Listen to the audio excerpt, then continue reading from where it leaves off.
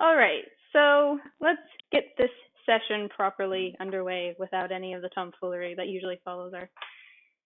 That's never going to happen, and you know it. Yeah, I know. I'm friends with all of you. I know. Okay, so as of last session, you all went about your different ways, doing essentially your own business, and sometimes in a bit of an awkward, non-trustworthy light for some of you. Getting nothing out of someone who was supposed to tell you something, and finding it odd that she wouldn't have said something in return. After leaving and listening to the ensuing chaos of rogues who weren't exactly great at their definition of a class, you found yourself going back to the inn to wait for Lithera, who had left sometime prior, and you don't know where she went. One of your party getting lost in the process. You ended up retreating for the night, Lithera still nowhere to be found. And in the morning, you were all woken up by a bit of a commotion downstairs, with a royal guard ensemble with a messenger carrying several scrolls for the party, detailing your next assignment. You had all read it and deemed it relatively not urgent for the time being, and had decided to go back to bed for a couple of hours. And when even the first of you woke up, Lithera was back in her room, the door shut, and no heart in the light underneath the door where the scroll once was. So Cole, Natali, Niminue, and Raiann are all downstairs in a relatively busy downstairs area for the inn/tavern. For some reason, it's gotten a lot busier since you've started coming here, though you can make a solid guess as to why. And after about 30 minutes getting food complimentary of the owner and the chef that is in the back, who doesn't seem to really care that you're heroes so much as you're paying customers. And after about 30 minutes, you see Lithera walking downstairs, looking as if she doesn't exactly know if she's had a great night, shivering a bit with puffy red eyes. You're all seated at a table a little bit to the right, away from the door, middle area. Oh, did you get enough rest, my dear? I didn't exactly sleep. Well, you ought to watch your health more. I'll keep that in mind. Lithera is going to pull her cloak a little bit tighter around her.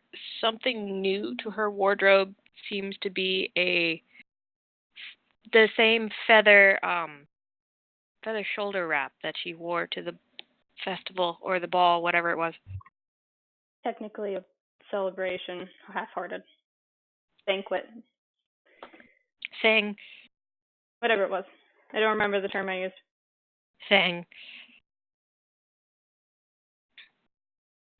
Lithera, that same shoulder wrap that you're wearing seems to fluff up a bit, as if saying you did this to yourself. Shut up. From the shadows, you feel something laugh at you. You're the only one that notices it. Oh, it's not so nice to tell me to shut up. I was only being concerned about your health. Never mind. Natali laughs a little bit awkwardly at the attempt to show concern towards their savior and guide, unnerved by the situation. Well, I'm glad that you're back safe. It's not good to stay out late. Do you need anything? We can get another plate of food for you if you'd like. Lithera seems to think about it for a moment before nodding and shuffling over, taking her own seat. Next to who? Good damn question. The table is relatively normal with benches instead of actual chairs so much. It's kind of a way to mingle and whatnot. However they're positioned, you guys can determine that yourself, who you're next to. Natali, I would be naturally scooted close next to Cole. Raiann. So are you really pulling the whole Cole shit again? Apparently. Yeah. Enjoy that. Natali is to the left of you, Raiann, on the end. Cole has just mostly been staying silent. I think Raiann is a little bit sleep deprived, and she's also staying kind of silent. But looking curiously at everyone, just like, what's happening? Natali waves to the owner behind the counter as a signal, and he gestures with a "I got you," and walks out behind the counter and goes into the kitchen to the right of the counter. So, what were you doing out so late, Lithera? I was down at the docks. I suppose you can say I was just saying goodbye. Natali looks like she wants to say something, but decides against it. Out of respect or still being a bit awkward and sleepy, she doesn't. Lithera takes a seat on the same side as Natali and Raiann, but a little bit farther removed from them. So about like 2.5 feet. Yeah. So you'd be closer to the other end of the table. It's not a long table. Yeah. After about another minute, the owner comes back out with a plate of meats and a mug of ale. There you go. You're up a little later than most of your kind. Did everything go all right? You didn't come in till late. I didn't exactly sleep. Oof. Thank you for your concern. No problem. Eat up. On the house. My thanks. Natali, I'm just busy studying the cult theory. Did you even? Okay. Nope. Fine. It's a spoon. It's a spoon. You have to put the spoons in the right order. I was meaning more of checking to see what the cult jewelry is made out of, like metals. Just your average silvery type substance. It's not quite full silver. It's like a mix of bronze and silver. This fork is made out of wood. Thank you, Josh. Please roll for it, please. No, I'm not that mean. Aww. No. That will still be the funniest D&D moment of my life. Okay. Natali clears her throat and looks around at everyone, leaning forward a bit to address Lithera for a moment. So the scrolls we got, we're supposed to take care of a bit of a problem in the farming sector just outside of the stonework district, I believe it said. So do you think we should do that soon, or is it something we can postpone for a bit, since we just sort of got back from something else? What say you? Lithera just glances up, like half resting her head in her hand, just staring across the table before just going, "This is your decision, not mine." And then rubbing at her forehead a little bit. Well, we are a family now. It should be your decision as well. I have to agree with Niminue. You are a part of our group now, more or less. You should have a say-so in it. Lithera seems to be staring intently at her fork. I'd also like to point out that at the mention of being a family, Cole probably just purses his lips a little bit, like. Someone sucked on a lemon. Is it that look, or is it like a look of vague disgust? It's just the vaguest. Please be of specific. disgust. There are two different responses that can happen from that. It's just the vaguest disgust. Lithera is staring at her fork like she's uncertain if she wants to. That's a natural actually... 2. Oh God. Nothing. Don't worry about it. Damn. No, I was rolling. Not I sure. was rolling for Natali. If That's a I natural 2. perceive Nothing their reaction. Raiann grabs a lot of meat. See if I can perceive their reaction. She's uncertain if she wants to completely just stab this into the food in front of her or maybe into her temple. It's a decision-making process at this moment, you know. Natali kind of looks awkward in this situation. Like, she doesn't know exactly what to address first about what's going on. So she does nothing as a result. Raiann is just grabbing lots of meat. She's just taking way too many to be socially acceptable. I love. Excellent. Well, if you want my opinion on it, I think perhaps we're all still tired. Yeah. Yes, but I think we should try to next time I return should to... make sure you all get to bed at the right. It's about what you would guess early morning. You got the scrolls at around 8:39. It's about 11 at latest now. You got about an extra hour. How is that early morning? Ew. How is 11 early morning? I said the wrong words. Fight me. Okay. I love you. Why? I said the wrong words. You're allowed to get on me about that. Well, where do you want my teeth in, you tush? I'm sorry. Could you repeat that for the what? DM? What? I'm talking to you, DM. I'm saying, well, where do you want my teeth in, you tush? You just said bite you. There's a joke to be made, but No. I will Nope, not. I'm not going to make it because technically we shouldn't because Mars is here. I mean, I think high schoolers make more dirty jokes than adults. Yeah, but there's a problem with that. Well, that's true. I'm trying to be a little at the camera. less laissez-faire than I am with the other 4. You mean a little less raunchy? Yeah. Side eyes. My one-on-one calls with Nene and Josh are the worst. But anyway. You're welcome. Yes, you are also Natali finally coughs into her fist and says, I personally think we should at least check and see if it's urgent for them or if they can take care of it, or if they need additional help. It couldn't hurt to check. I suppose you're right.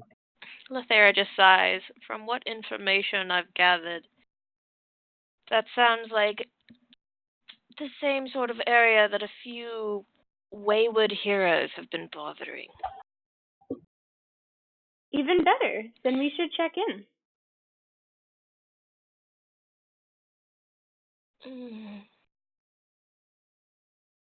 Yes, it would seem that should be on top of our priority. I second that. So are we all going to the farming area outside of the stonework district? Farming. That'll be an interesting one. Farmers are nice, generally friendly people. I'm willing to go. I just want to get out of the place with all the royals. And they're good barders. She leans forward towards Lithera with a curious, worried look of, what say you?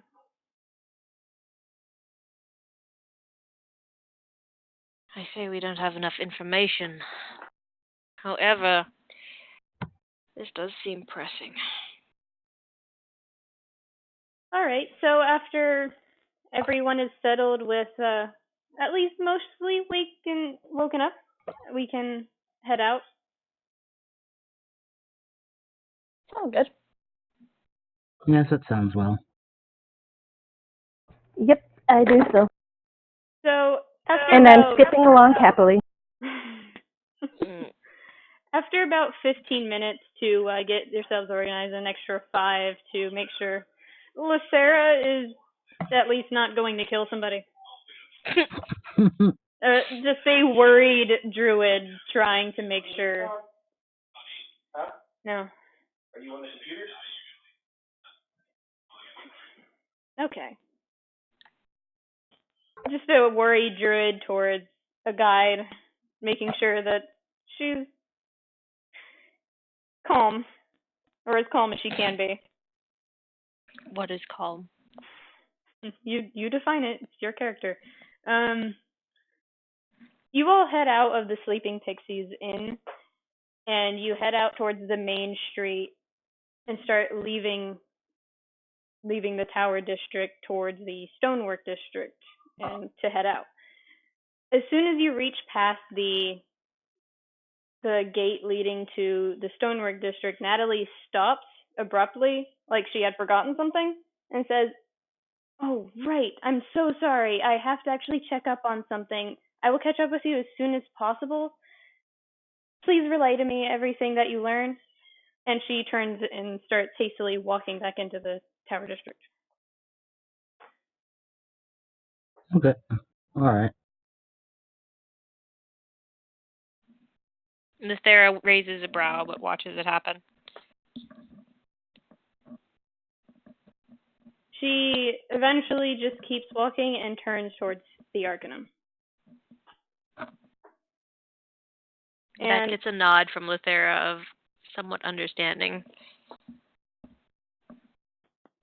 after a few moments of watching this happen, the guards at the gate look at each other and then start to close the gate as if knowing that the conversation has ended. You all head down that area, which is a shorter walk than the other 10, 12-minute walks between gates, about 5, maybe 7 if you're taking your time.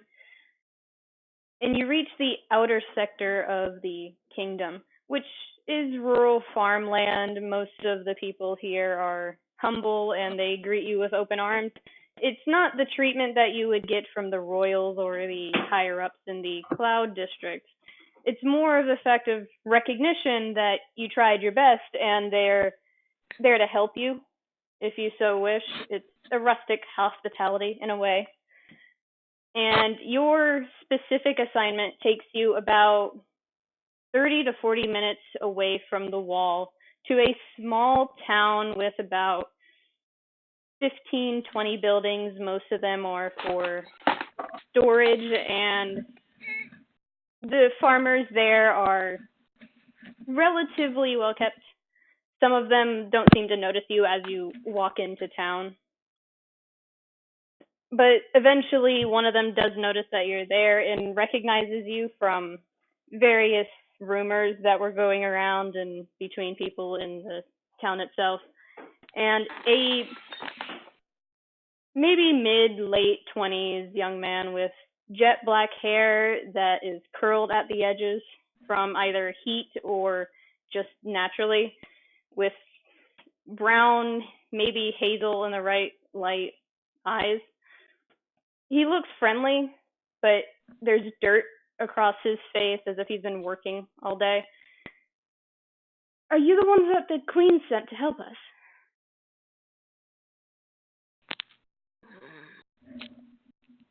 Lithera just rolls her eyes, pulls her hood a little bit further over her face.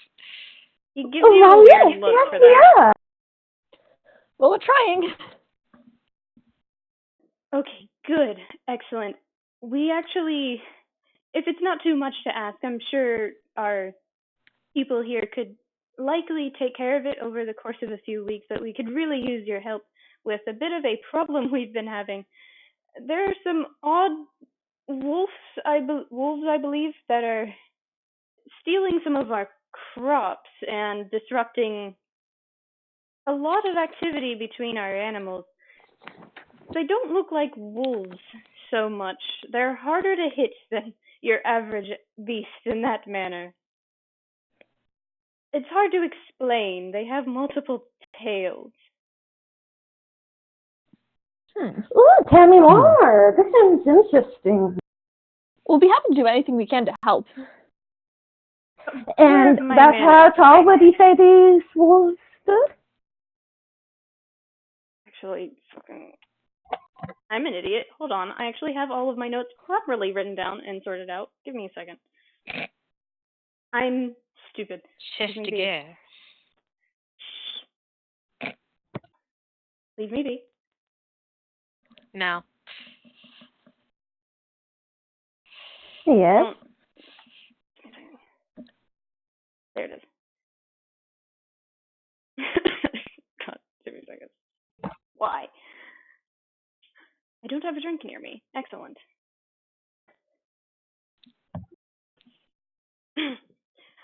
My name's James Edwards. I run the distillery here for most of the ale in the stonework and tower district.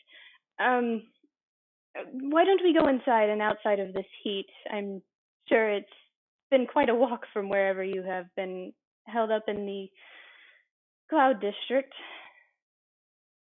And he gestures to follow him into a rather nice-looking inn. It's not part tavern. It's mostly used for inn and passing travelers through the area that don't go into the kingdom proper. And it's relatively dead at this time of day, even though it's about lunchtime for the people here. He sits down at one of the tables with you and says, our problem currently is these wolves. They're jet black, sometimes bluish, and they're extremely hard to hit.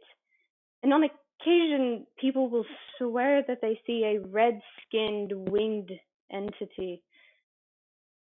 It's a bit... Yes, but how tall are these wolves? I say as I look upwards. He pauses for a moment. I haven't seen them myself. I work too early in the day to see them. They're around nighttime, dusk, maybe later. But from what I've heard from my fellow workers and a couple of my friends, they're about my height, sometimes smaller. The passing references towards a winged entity is taller than your average man. And about how tall is this guy that I'm talking? He's about 5'8". I crane my neck up as I look towards him and say, well, do you think maybe I could borrow some chains and maybe some riding gear from you? We don't supply riding gear, but I can supply you with chains if they're necessary. I was thinking just something along the lines that would be easy to use as reins, or maybe a... He gives you a very, very worried look. I wouldn't suggest taming these beasts. They don't seem tameable. Oh, don't worry. There's always a way for everything. I know a bunch of idiots. I crane my neck up sideways, looking at her, and go, it's not so idiot to try and find myself a ride in this too tall world I find myself. Lithera just looks over at Niminue. I was your age once. It's still idiotic.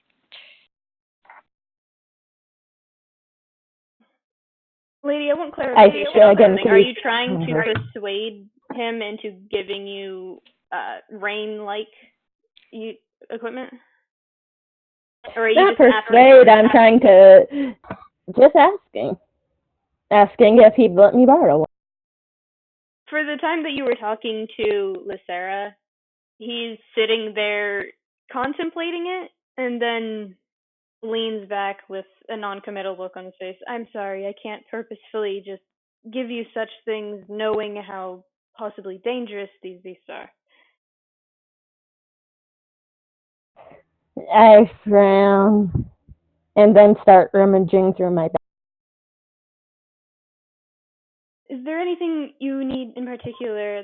I believe we have a couple of potions around that might help. They're not the greatest, but if you need them, we could possibly find some. Well, if you're talking about stuff like potion-wise, do you have anything that would hide our... What was that? You cut out. If you're talking about potions, then is there anything that you have that could hide our... Here we keep only the basics that we need to survive. It's not really a way of living to do things like that. If you're looking for things like that, you'd be looking in the Cloud District. People there sell all sorts of things. Well, really, I would think you'd have something, because, you've got dung, you've got other useful stuff that could cloud our people. You're more than welcome to go roll in the muck. At that comment, Lithera, he actually has to stifle a chuckle behind one hand. Lithera just looks up at him and asks, is this anywhere close to a house, a farm? Where is this happening exactly? The most frequent. It's over down by the Kenneth's farm, about 5 minutes walk from here. They're a bit off from the rest of us. A large acre, you'll find them quite easily. All right. Do you happen to have a ladder I might borrow? Of course. Why do you ask? Taking a point on a rooftop is usually a good idea. Fair enough. Ooh. I can easily get you a ladder, yes? My thanks. Do you know perhaps where I could get some really strong pepper? Really strong ground pepper.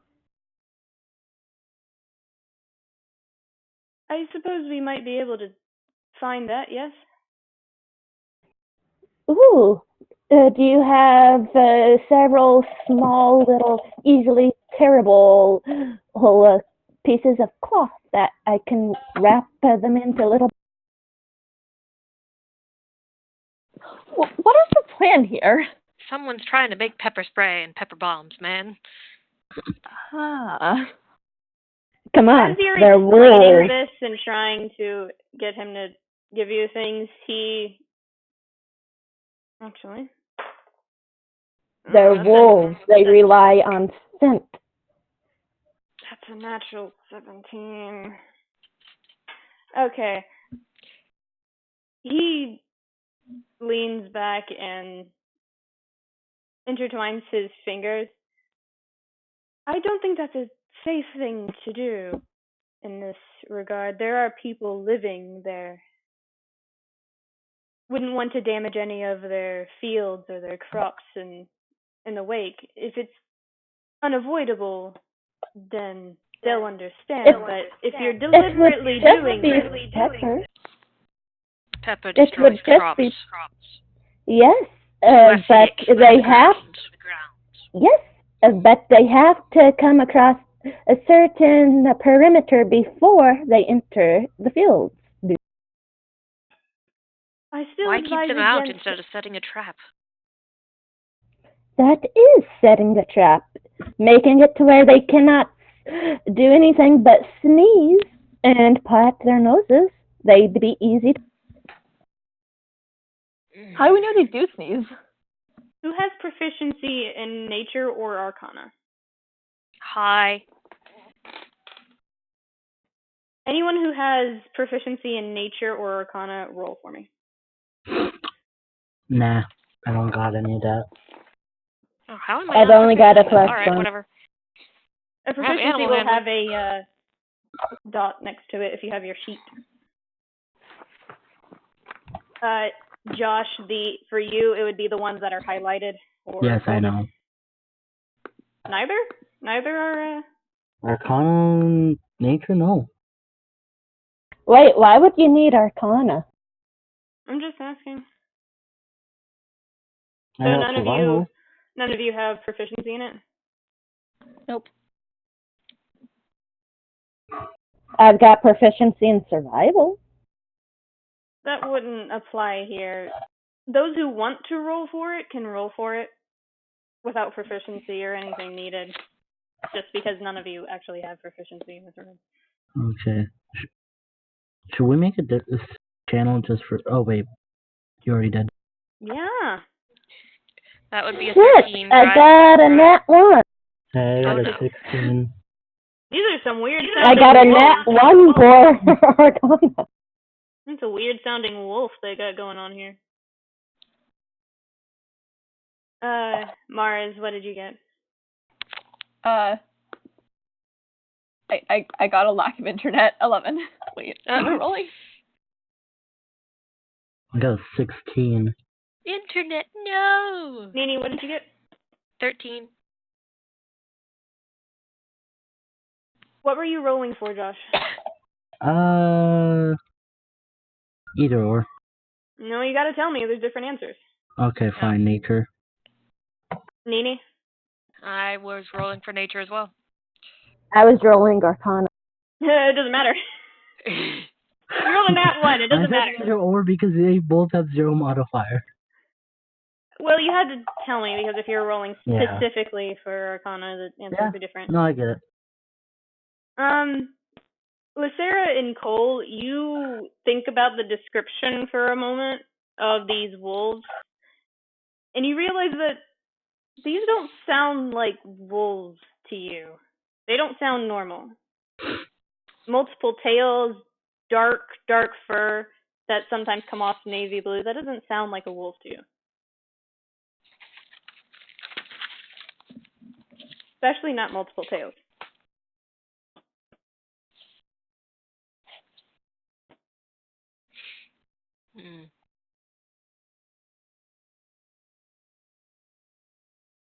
James stands up and goes to leave to get what you had requested of him. Lithera's just like, is there anything else that you need before I leave and let you all go see the Kenneth's form?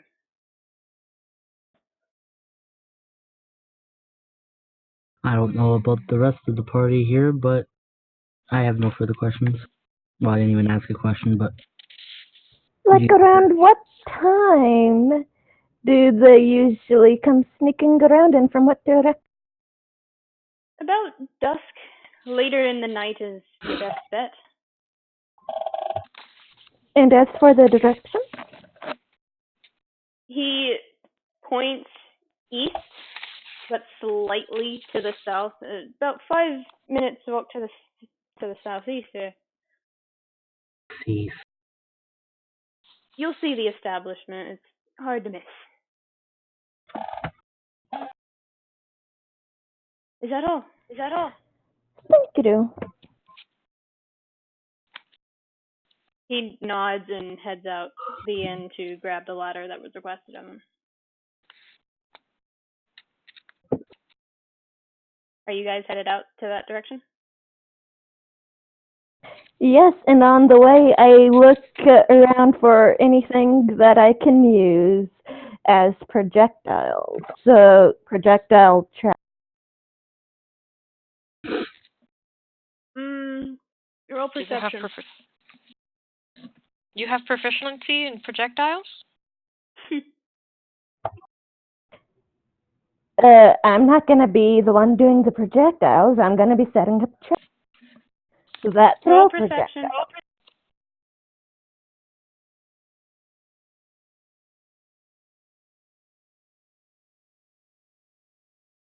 10. On your 5-minute walk there from the inn, you don't really see anything that can be used in that manner that would allow you to set a trap for any reasons of luring or otherwise damaging anything aside from what you already requested, which would have caused major damage to the field. So as you approach, Not if you put them up within a 5-meter range before the 5 crop. minutes. Not 5 5 minute walk. minutes, the 5 feet away from before they actually enter the crop. It wouldn't reach to the crop. Do you understand If how you know what farming works? direction they're coming from, you can You get don't know the which direction they're crop coming from. set before. He just pointed down when I asked him what direction the wolves came from. He pointed in the same direction as the place where they normally show up. He has said that he hasn't seen them himself. He's telling you what he knows from what has been said, not what he actually has seen.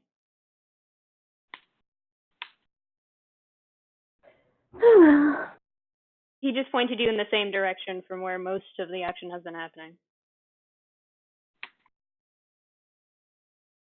So as you are walking towards the area given to you, he wasn't lying.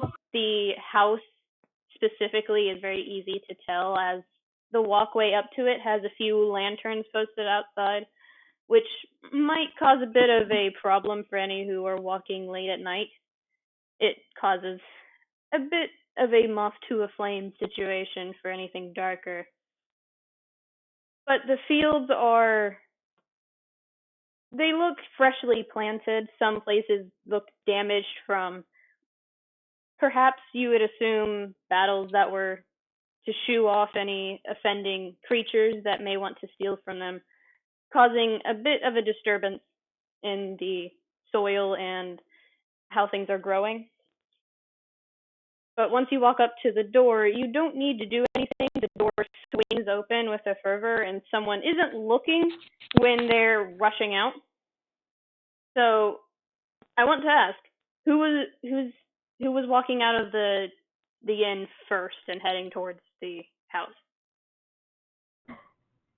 I would have been too short to keep up. That is a good question. What is the pecking order for walking?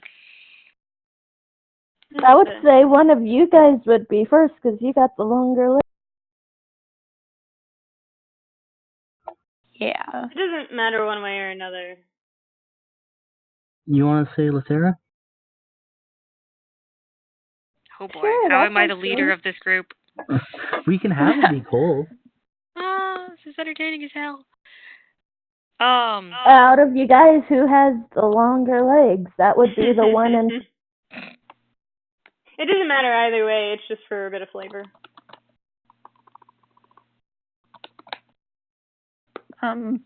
We can't take this long on something that is just for flavor. Wait, I can't remember how tall Raiann is. Raiann is actually a little bit short for a Dragonborn. Which is entertaining. Yeah. I mean, if we're going Lithera off is of about as standard, tall as Raiann. Yeah, if I we're going made her off of short. standard Cole height, he's 6'3".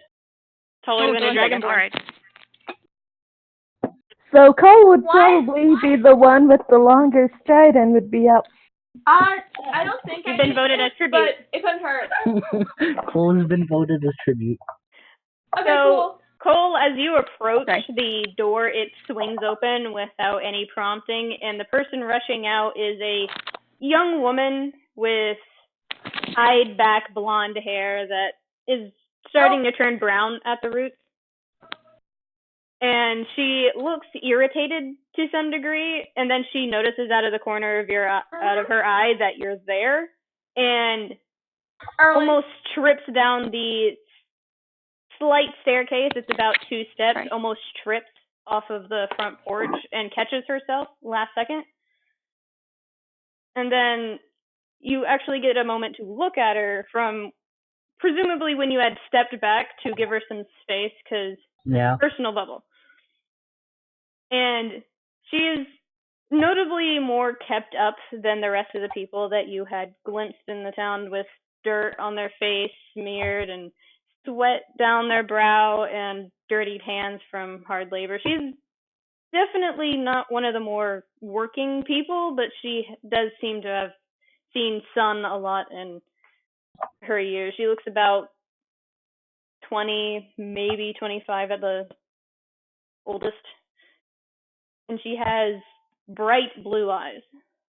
And she looks at you, then back through the doorway with irritation, and then says, "Excuse me," and calmly walks past all of you without any regard to any of you, leaving the door open behind her.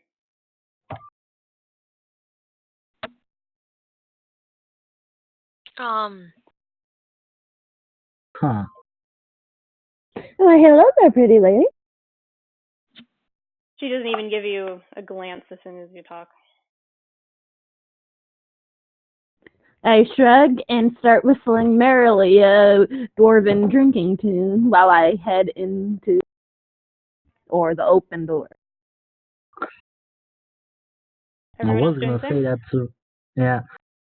Cole's just gonna comment on the whale. I was gonna say that was rude, but then she said, "Excuse me." So all of you are headed inside, Lithera? Lithera is going to prop up the ladder for the moment and then take a walk around the perimeter. Roll perception. Alrighty. I'll get to you in a moment. The other three of you. God, I can't. The other right idiots? now. Yeah, the other idiots. Thank you for that. The other three of you walk in, and you immediately notice that the place is more lavish than what you would expect from a farming community that looks as humble as they are. Nice sofas that have a little bit of dirt stains on the arms, presumably from where a number of people have rested their arms to talk and chat amongst themselves. A nice glass coffee table in the middle of the room. I want to know how much this stuff costs. Will you let me Holy explain? Yes, go ahead. There's semi-nice drapery over the windows, which you hadn't noticed before, that are tied back with what looks like gold twine. And there is a staircase leading upwards, which someone is now rushing down, a younger male who looks frazzled in his own right, with tousled black hair and deep green eyes that look almost black. And he has a bit of a issue, considering the fact that there is a hand mark on the right side of his face. He notices everyone suddenly walking into his house, and he takes a back step up the stairs. Not tripping on his way up, and then catches himself and gathers his composure and waves his hand in a fluid motion, and in an instant his frazzled composure is covered immediately with nice combed hair that is pulled back into a small ponytail, and the wrinkles on his clothes are straightened out, and any of the markings on his face, including the red hand mark, are gone. And he looks at you with a warm smile. "I'm so sorry. I'm not really up for business right now. Can we take a rain check?" My eyes go wide and I say, "Blimey, how'd you do that? That's an interesting bit of finger waggling." He takes another step up the staircase, unsure of what to do about the situation.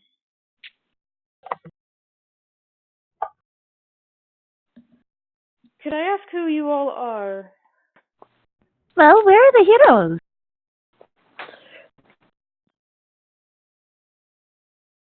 "The heroes?" "Yes, the ones the Queen sent to help you with your wolf problem." "Ah, right. like, in an instant, as soon as you say the queen, recognition hits his face, and he's like, right, I'm sorry. Yes.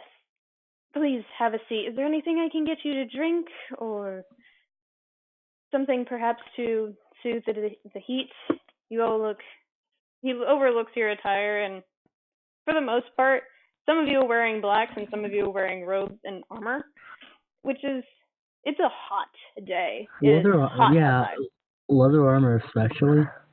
Yeah, it is hot outside, so for those of you wearing heavier or leathery armor, it's uncomfortable. Not enough to incite exhaustion, but it's definitely not fun. I would prefer something cold, but not alcoholic, my friend. Some water would be great, thank you. Alright, just give me a moment. He steps slowly down the stairs and goes towards the kitchen to the left of the staircase and calls from the kitchen, go ahead and make yourselves at home. I'll be there in about 2 minutes to make everything set up. Nini, what'd you roll? That was a nat 20, friend. Alright.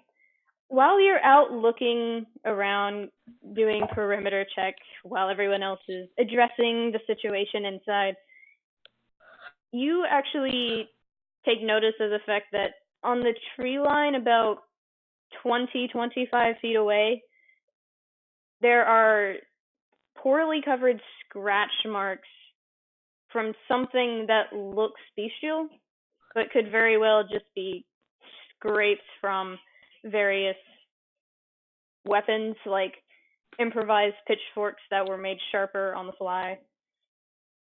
And the tree line looks gnarled, slightly more than it should be for this area that knows well how to take care of their trees and their crops and make everything look proper. Otherwise, everything looks relatively well kept, as if someone is trying to keep up an appearance. I immediately go over towards the drapes and start examining the thread, the golden thread thing. If you start stealing again. Anyway, it looks really nice for a farming community. It's not what you'd see at the Cloud District. It's not what you'd see in the palace itself. But it's certainly very nice.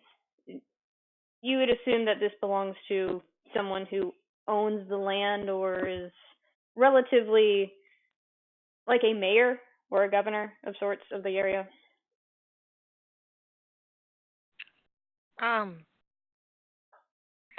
While looking, a question for you. Okay. Hit it. This farm compared to the others, how far is the growth along? The what? The growth of the fields. How far is it along compared to the other fields? Compared to the other fields, it keeps up towards where it's closer to the town proper, but as it gets farther away, it seems to lack the energy within the ground itself to keep up. But it's still at the general same pace until you get almost to the house, which is having trouble keeping up.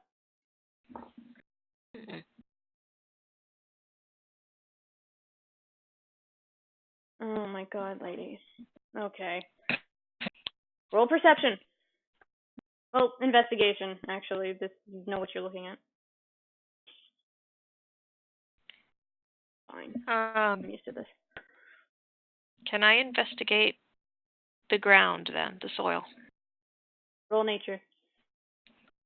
Gladly. Boom, baby, 17.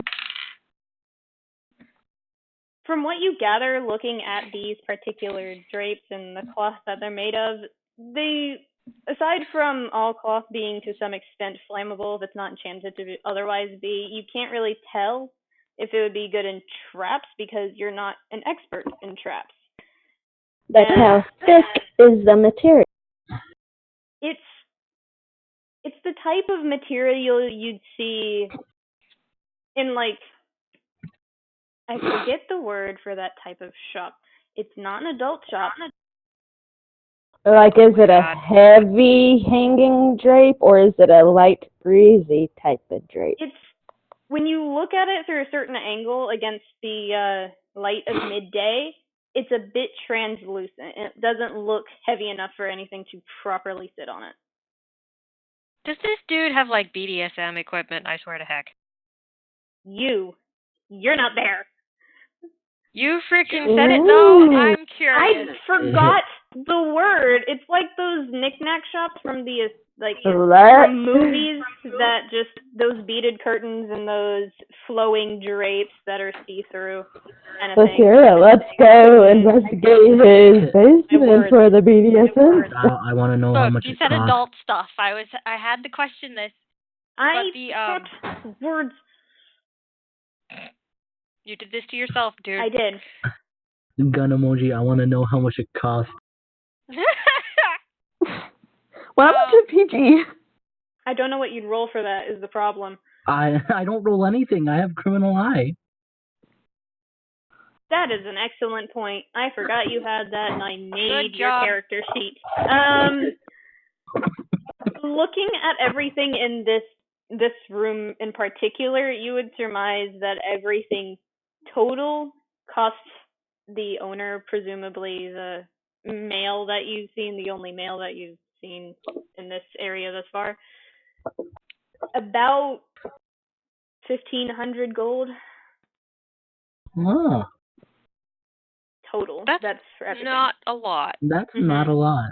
In other words, all of this stuff is like costume jewelry and shit. Pretty much. Ew. And Cole just recognizes that immediately and suddenly looks very disinterested. Nini, what was your role for nature? 17.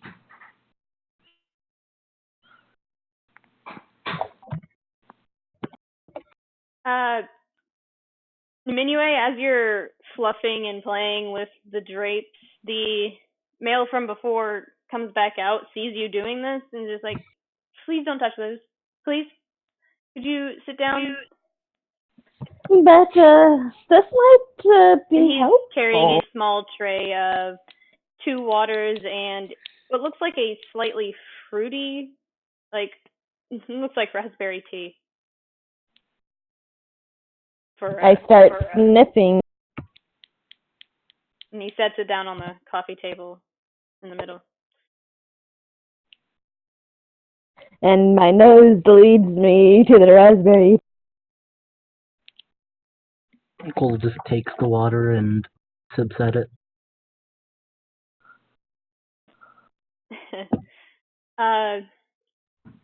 I'm sorry, I forgot to introduce myself proper. I'm Matthew Kenneth. I'm technically just the son. My father is out on business currently, so I can't really make any rash decisions. But you're here for the wolf attacks, yes? Mm-hmm. Yes.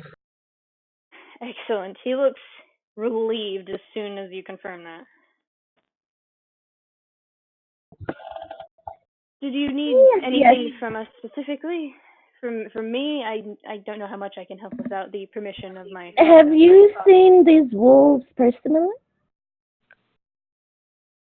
I believe once it was rather dark. I don't know if I actually saw one or not.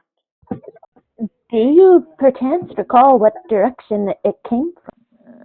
He steeples his fingers for a second, leaning forward as he sits down. I believe it was south of here, behind my house. Did they come from that direction before getting into your car? Not that I recall. From what I saw, they came from that direction. What others have seen, they came from the west, from the northeast. It's hard to tell. When was the most recent that they came? The most recent one had to have been It was 2 nights ago. Has it rained or has the wind been pretty heavy since then? No, it's been clear skies since then. It was overcast the the night. We had strange overcast. It was a bit weird, honestly. I nod my head in thoughtfulness. And a quick question out of character. Do we have a ranger? Lithera is currently not with you now. Hi. Speaking of Okay. Lithera, what were you specifically looking for again with that roll? I was checking the soil to see if I could perceive what was going on with it, why it's struggling. With that roll, you can tell that something has damaged it specifically, this area, not to a dangerous extent that makes it not wield as many crops, so much as it takes longer to reach the same state that everything else has. You can't really discern what has done this, but after a few minutes of sifting around, you come to a part of the field that is south of the building, and there are matching claw marks from what you saw 20, 25 feet away from an earlier spot. And these ones actually do resemble claws of a wolf-like beast.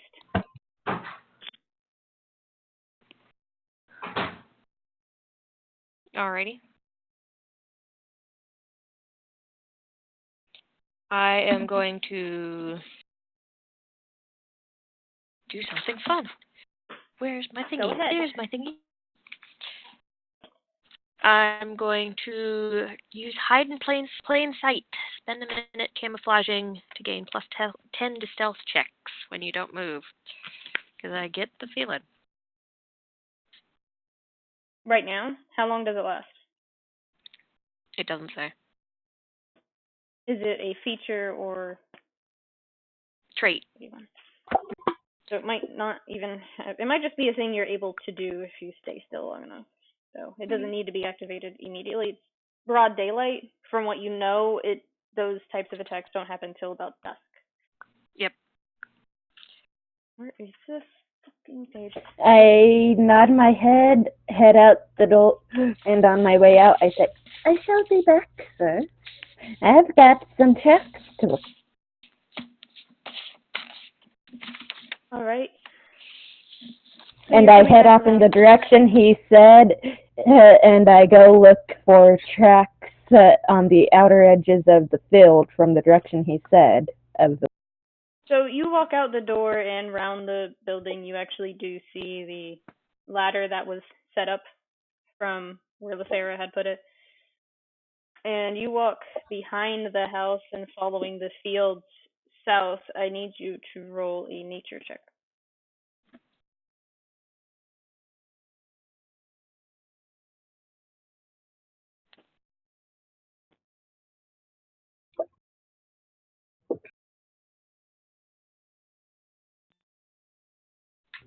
$13. It's difficult to pinpoint. There has definitely been some light, what you assume to be sun showers from what the I suddenly got nauseous again. Give me a sec. From what the son of the owner of the house said, it's a bit hard to find any proper tracks leading to or from anywhere, but they do look bestial in origin. What you can find, at least. It's only around the edges of the field. People didn't want to go over there. And there are a couple of broken stems and discarded pieces of leaves from what you assume to be attacks from this bestial entity. I hover my hand without pressing down over the few tracks I find to measure how big the pop. That's an excellent question. I wasn't expecting that. Okay. Thankfully, I am on the page that I need. It's slightly larger than an average human hand, so it's about twice as big as your hand. I nod to myself and I head back towards the.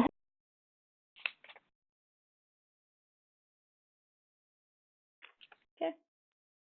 Lithera? Are you doing anything in particular? Yep. Give me a second. I'm double checking something. Alright, then I'll jump to Cole while you're figuring it out. Cole, are you doing anything specific? Asking more questions? No, he's not. So you're just fucking staring him down? No, Yes. he. The answer is always yes. No. You're don't- not if you don't even say gonna what you're ask doing, him if you about don't the tell me what slap. you're doing in this area, you're technically just having a stare down with a very He's uncomfortable not being son an of a asshole. governor. He's not just You sure? staring him down. You sure? You sure? I'm sure. He's I don't believe checking you. his weapons. Are you sure you're not asking him about the slap mark? Oh, yeah. A man's a business. is Man a to business. man.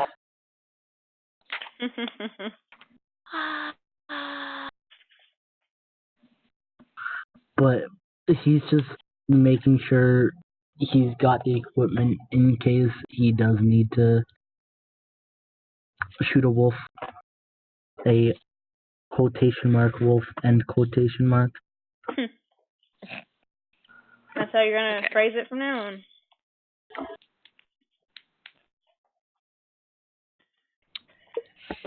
When I do get back, I'm going to come in cheerily and say, well, I found some tracks. They seem to be twice the size of my hand, but do you have any fresh meat on hand? Cole, technically, Fresh, you'd be checking bloody to make meat. sure that the barrel of your pepper box is turning properly. Hmm? That's what you're doing currently, checking to make sure Yeah. your equipment works. By the way, I want you to keep track of how many bullets you have. Yes, I know. Mm-hmm. I got being nice I got on that. used to that in my other session. Yes, Amy. Because for some reason I end up having a character that does ranged attacks every time. Question Yeah. for our dear DM. Yes. Since this place is ringed around forest, would it be forest and grassland, or would it be otherwise? Yeah. Oh, good. Yes to it. I am going to expend one spell slot of a level 1 in order to use Primeval Awareness. For 1 minute, I can sense the types of creatures within 1 mile radius, or 6 if forest, grassland, mountain. Okay, so you sit down where you had found the tracks, presumably, and you concentrate for long enough to get your awareness going. And what exactly are you looking for? I can sense the types of creatures within 6 miles. What you pick up is a bunch of normal entities, like small rabbits and actual wolves. And at the very, very corner to the northwest, just within your range, something is off. It doesn't belong there. It feels dark. I would be able to sense what type of creature it is. Okay, where's my... Depends.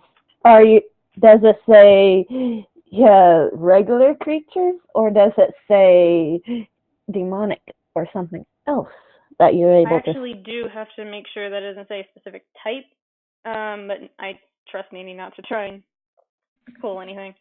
You should never trust people not to try and pull them. Well, it's I will gladly read Primeval Awareness if you'd like. Please do. I'm not aware of certain spells. Shall do. Give me a sec to pull it up here. I know a good many of them. It's just certain of.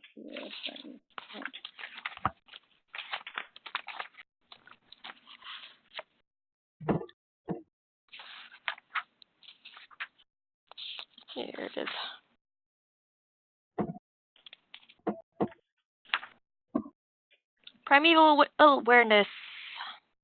You can use your action and expend one ranger spell slot to focus your awareness on the region around you. For 1 minute per level of spell slot you expend, you can sense whether the following types of creatures are present within 1 mile of you. Or 6 if you're in favored terrain. Aberrations, celestials, dragons, elementals, fae, fiends, and undead. This feature doesn't reveal the creature's location or number. That's why I said type. The way I was listening to it being used was a bit different, so Okay. bit off. But she's good enough at this that she would be able to hone it anyway. Doesn't matter. I'm just brush it off. You do sense a fiend in that direction. A fiend. Okay. Fiendish mount. Here I go. Oh, brother. Sense a fiend in that direction. If Cole doesn't accidentally shoot it first. It'll Oh, probably you get can shot first. shoot it, make it wounded enough to be captured.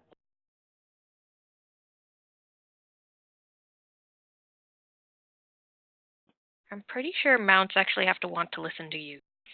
Ergo, not be of evil notation. Yeah, unless you yourself are able. This is the point. Doing anything else? Nope, that's what I wanted to know. There are so many fiends in this book. I love you, Nini. There's so many fiends. There really is. Fiend does not help anybody. Nope. That's why Lithera kind of is going to sit there with technically- a frown on her face. Technically, No. tieflings are considered fiends, Technically, yes. and they help people out, so. Some of them. Not all tiefling. Tieflings are kind of self-centered, even if they do All help. those But all those still, magic shit. Some equals- fiends do help others for a price. all this magic shit and equals That's just like like that's like just the trick of do it. fiends and being very specific. You gotta watch what you're doing when you make a deal with the fiend. If you even want to begin with. Anybody else?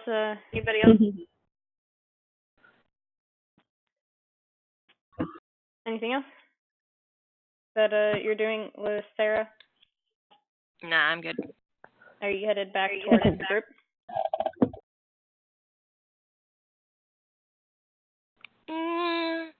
Yes.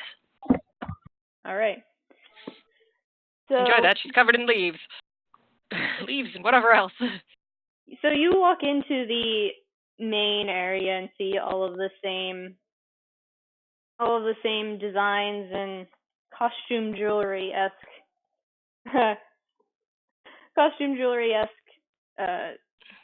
designs along the walls and over the windows. And the man there is sitting kind of unnerved, uncertain of what to do until he sees you and stands up and then backs away for a moment as if he senses something. That's fucking... Okay. Nothing. Nope. He looks at you with a friendly expression. That was not one. I don't... Well, He doesn't feel anything wrong. Everything's fine. everything's all honky-dory.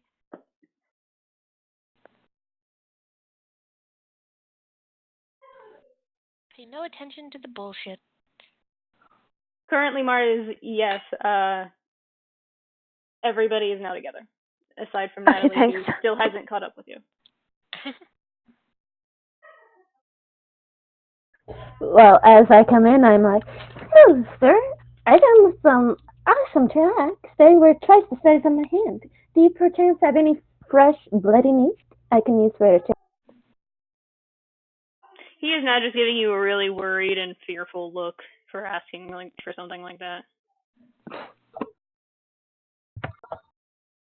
Cole's just making sure the barrel of his pepper box spins.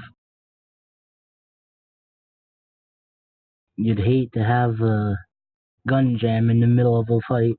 If you're gonna have a misfire, you're gonna have a Question. misfire. Do I notice how uncomfortable this guy that I'm talking Roll insight. or am I blissfully I mean, I don't even know what I'm going to be rolling for hitting you at. Pepper boxes and the revolver you have each have their own attack bonus to hit. I get a 12 for insight. Yes, and you never gave me any of that.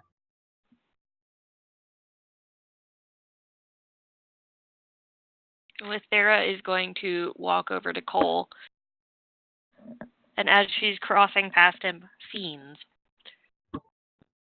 He just nods curtly. I think that's the word, right? Does it work? Yes, curtly is the proper term. Yeah. Anyways, I get a 12 for insight.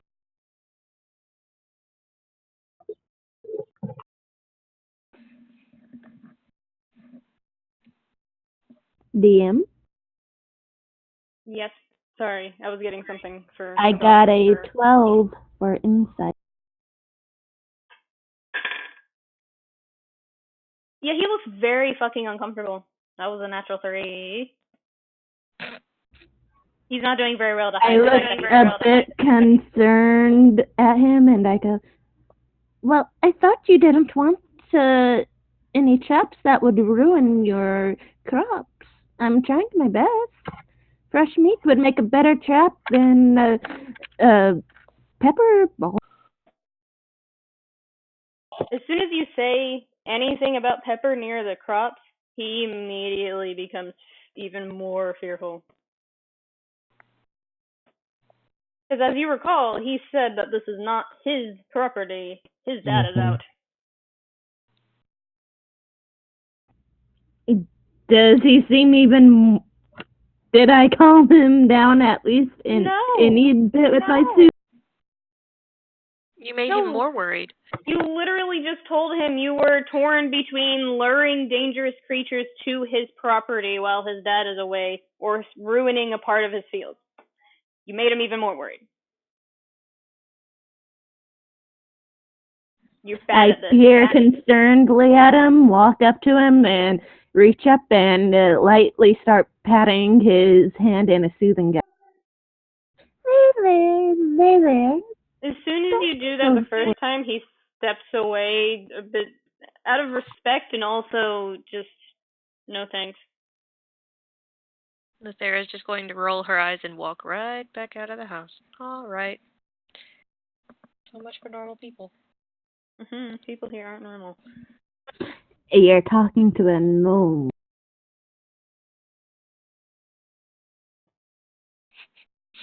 Like I said, normal people.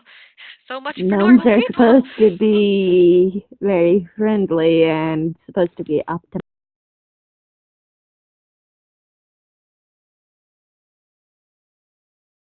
Josh? Huh? Make a note somewhere that your misfire score is 2. 2 or lower. So if you misfire, you have to get above a 10 to fix it. Okay. Your revolver is misfire of 3.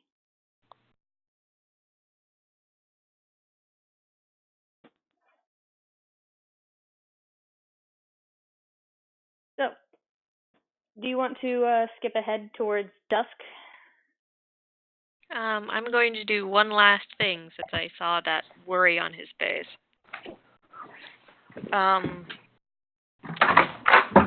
How many do I have?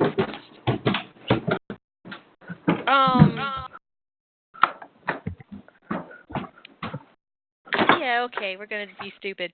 I'm going to walk the perimeter of the farm. Every 3 steps, dropping a caltrop. How many are you dropping then? It's a pretty big place, but I know you have quite a few caltrops. I have a lot. So how many are you using? How many would it take to go around after every 3 steps? every 3 steps. Question, would I be able to use minor illusion to create the sense of enticing fresh meat? I'm not sure that's how minor illusion works. Can you create that? Well, I you thought cannot. minor It is illusion a sound or an image. Found or image for minor illusion. Oh. I'm worried you wouldn't have that. You're a barbarian. Gnome. My gnomish race automatically gives me the minor illusion can. I love Okay. gnomes. Gnomes are Alright. great. That's fine. I was just making sure that it was proper because you are a barbarian. I was worried. I need to look into that a little bit more. I did research on everyone else's races, and I'm out here just slacking on gnomes. How dare you? Sorry. And the I have to thing make sure is, I don't I'm a drop a forest drop of my gnome. own. How Thing dare is, I'm you a give forest no gnome. love to the gnome? Cole's How just out here dare. being a normal dude. Okay, so how many do you have again? I have 40. I'd say it take about 20 if you want to properly space them out. 20. Okay. Those are the gnome features I am automatically getting.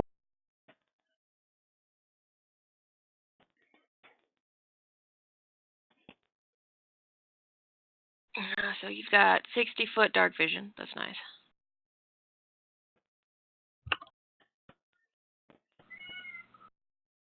So since it's going to be dusk, I get it as bright.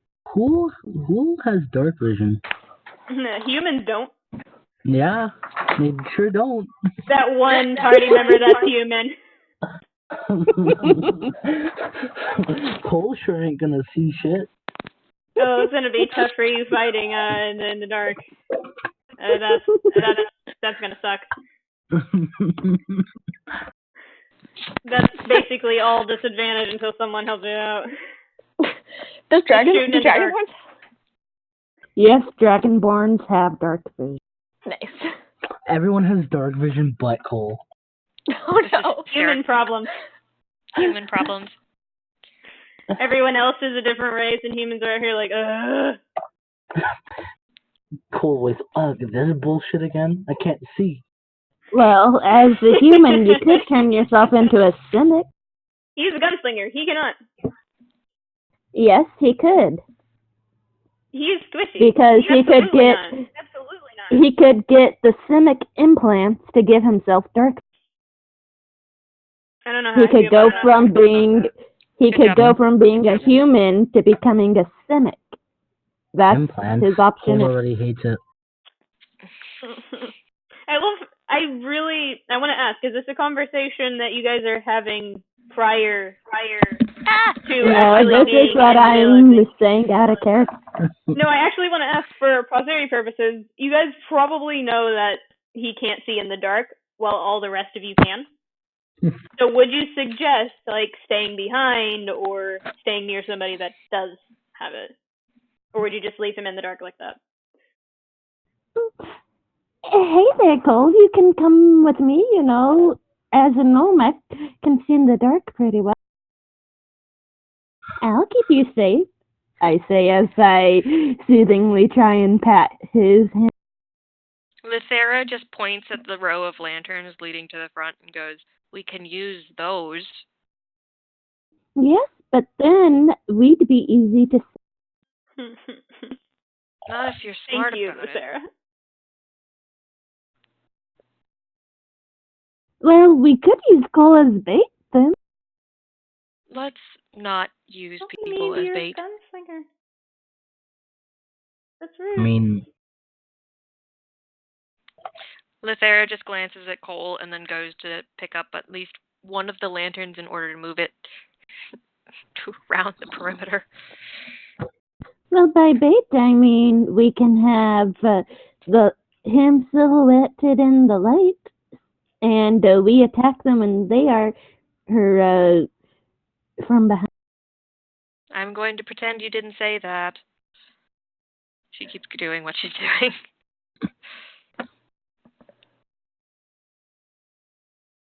I just cock my head a little, not quite understanding, and shrug and go towards the. Okay. So after having that conversation and making sure everyone is in their proper places, actually, I want to ask, where are you guys in reference to the main area of attack that seems to be happening, which is this area? There's the forest where Lithera saw damage to the trees and the edge of the crops. There is the other side of the house where you, Niminue, saw the paw prints that were twice as big as your hand. Sarah is going to set up on the roof, as she promised, and pull out a rather interesting-looking bow. I am going to take out one of my javelins and the rope for my explorer's pack and set up a little trap thing, like a little noose trap thing, to catch whatever might step into it along the tracks that we found. Do you have proficiency in traps? Yeah, I was about to ask. I'm not. I don't think I do, but I am a gnome. That doesn't help. That's an entirely different proficiency.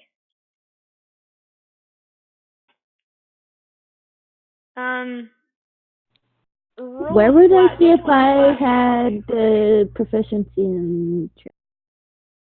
When you made your character, it would say that you have proficiency in it and their character. It would have a slot for tool proficiencies. Yeah.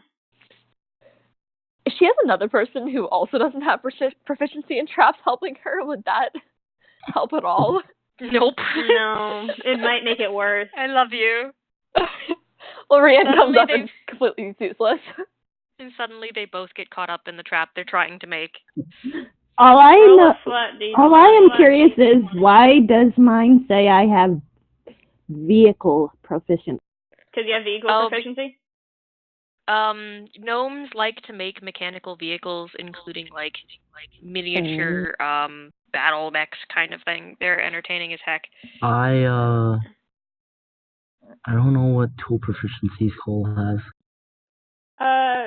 From what I gave you, he has proficiency in disguisers. I have a 9 for my trap.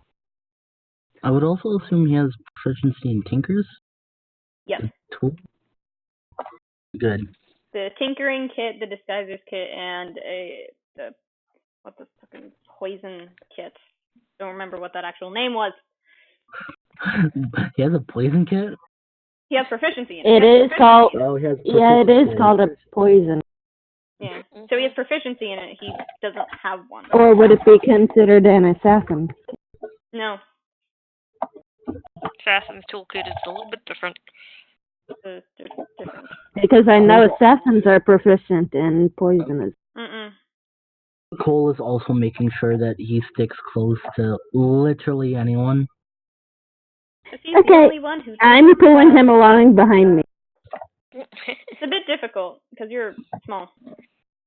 So you actually have to stumble a little bit to keep up when she tugs you along. Because you're tall. Yeah. You're a tree. He is a tree.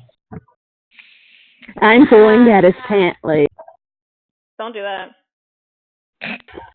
Well, that's about where I can Actually, reach. I want to ask, does Cole wear a belt? Around his knee. I'm pulling forward around his knee. Good answer, Josh. Cole wears a belt. Good answer. Thank you. It only works pulling it down if I'm pulling downwards. I'm pulling straight behind me. Depends on how loose your pants are. Yeah, it does depend on how loose your pants are. As someone who wears skinny jeans on purpose, I can amend to this. As someone who wears nothing but not We've jeans. been derailed a little bit too long, guys. Okay. Derailment. So Anyway, is where is Cole Cole? going to help me with my trip? Roll a d20 for me. she did. I did roll. I got a 9. A That's 9? why I'm asking if Cole is helping. Would he? What am I? That's a good To question. make a simple trap. What am I rolling? Is it just a trap to trip anything that comes by? No, it's like one of those little loop ones that if they Oh, a step snare? in it, it tightens and A snare? makes it to where they, yes. I mean, there's already caltrops there. Yes, but this That way is it layer of also security. helps. Also, the only reason why Yes. Cole isn't helping is because he literally has no idea how to set a trap. He doesn't need one. He has a gun. Yeah. Who needs traps when you have guns? With that roll, you try to set it up before dusk, but by the time the sun starts to slowly set on the horizon, you realize that it's not working the way you want it to, and it frustrates you for a moment, but you toss it aside and figure that you try and figure out how to make it work for the next time and go post up somewhere else where you aren't exactly in the open and wait for something to happen. I stand out in the open. What's that, Mars? Could Raiann try with the traps?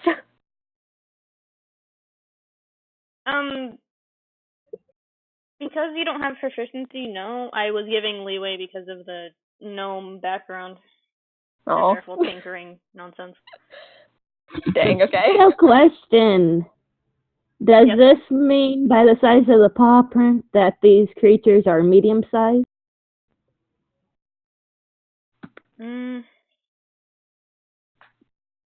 No. Are they large? You don't know.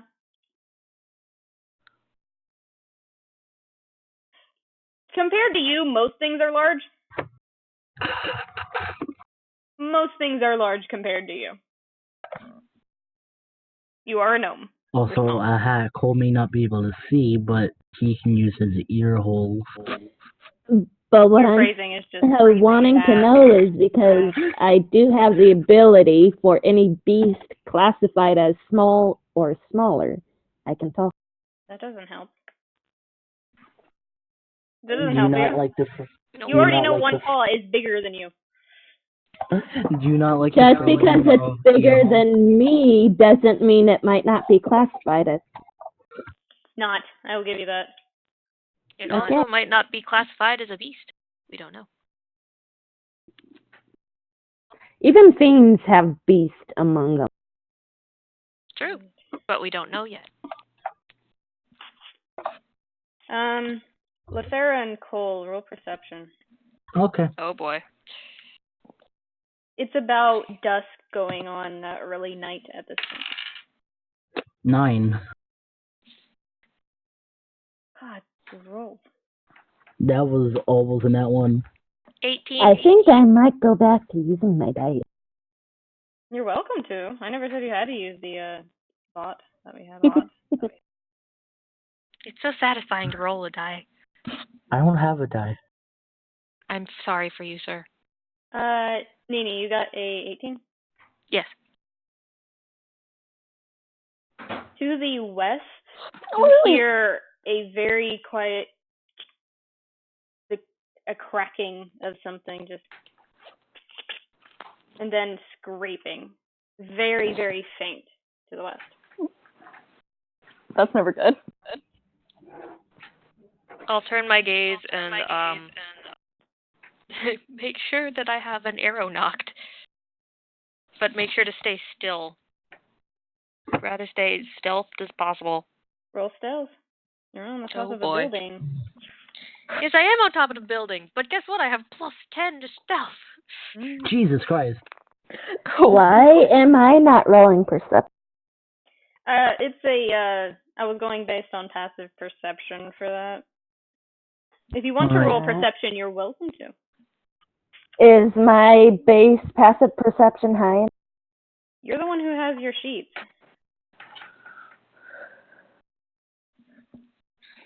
You tell me. Is it? From what I have, your passive perception is 14. Cole's Okay, is that what, works. 17? Lithera is 18 and Cole is 19. Oh, Cole's 19. Mm-hmm. Wait, how is this? With a passive of 14, would I be hearing the sound? No. How is this passive perception 19?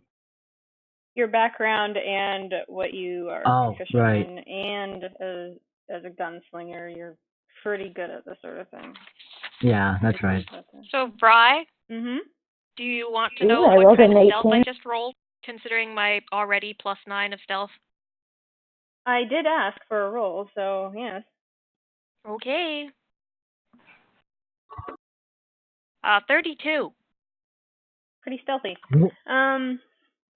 I rolled You 18. for easily perception. blend into the night thanks to what I assume you still have the foliage still on you from when you were looking around earlier. Yep. And with the dark cover of night, this patterning to the roof lends to the way that you're trying to hide and keep an eye on everything from higher up than the rest of your ensemble. And when you look over there, starting to reach out of the tree line from where the gnarled, twisted branches are, it's weird to look directly at it. It doesn't look like it's entirely there. Cool. And the skin looks ruffled, but not in a way that looks like fur. It's navy blue, and there's spines coming from paws that reach into the moonlight. And there are two writhing tentacles that have teeth at the ends of flat surfaces swinging about, seeming to taste the air around it. And it doesn't seem to see you currently.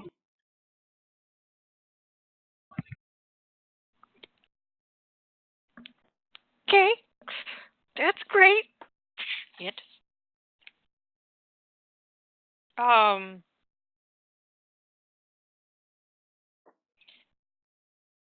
Let's see. What sort of bullshit can I get into here? Oh boy. Question for Niminue and Cole. Mm-hmm. In terms of placement, would you be towards the west or towards the front of the building? Reasonably. I would be I would have followed. I would have just followed Nini. Lithera? Yeah, Lithera. I would have followed Lithera and positioned myself towards the right side of her. I'm up on the roof. For sake of this, she's on the roof, and knowing her, she would have made it relatively impossible to also have a not so stealthy barbarian with her. Kind of ruins the whole stealth vibe. So, reasonably, are you following the caltrops and keeping a safe distance? Yes. Okay. So, as you're following it, it's at this point that the other two of you hear the cracking of twigs on the other side of the building. In Lithera, now this entire form of a 8-legged panther-like beast with curled back, semi-damaged ears and yellow eyes, staring around, shifting in its placement.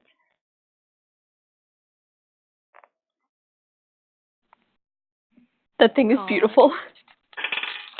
Alrighty. Shit.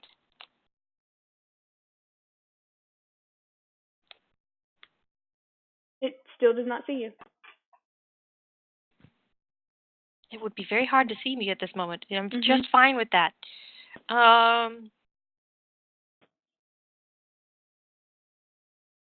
Are the other two running? Are you guys now running over there now that you've heard it? What are you doing? No, I'm going to let it come towards me for surprise. It's on the opposite side of the building. You're currently more towards the northeast on that side of the field. Then I try and sneak closer. Roll stealth. Cole's also following with his own stealth. Everybody who's following with stealth, roll stealth. Not that that's very hard to beat. 17. Oh god, I got it. I got a nat one. Yeah. Hey. All of you, actually, here's the fucking terrible thing. I rolled a natural 5 with a +2, so technically, 2 of you succeeded. And yeah, my 17 made it. Hey, I got a nat one. Yeah, I got a nat one too. This is not great. Oh dear. I'm in danger. Oh yeah, you rolled a nat 1. I didn't actually see the 1. I saw the 8. Thank you for telling me. So only This one of you isn't succeeded. keeping your mouth shut about a nat one. No, I is appreciate the the best honesty. test. I appreciate the honesty. I'm in danger.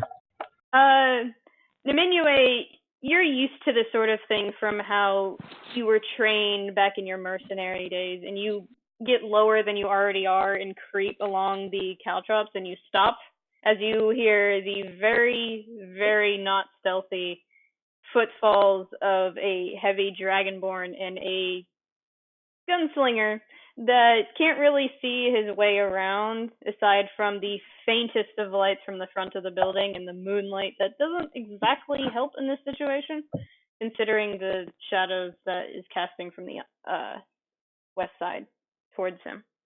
Doesn't really help. Yeah. Well, if he walks near me enough, I will slightly Lithera, try and tug on him.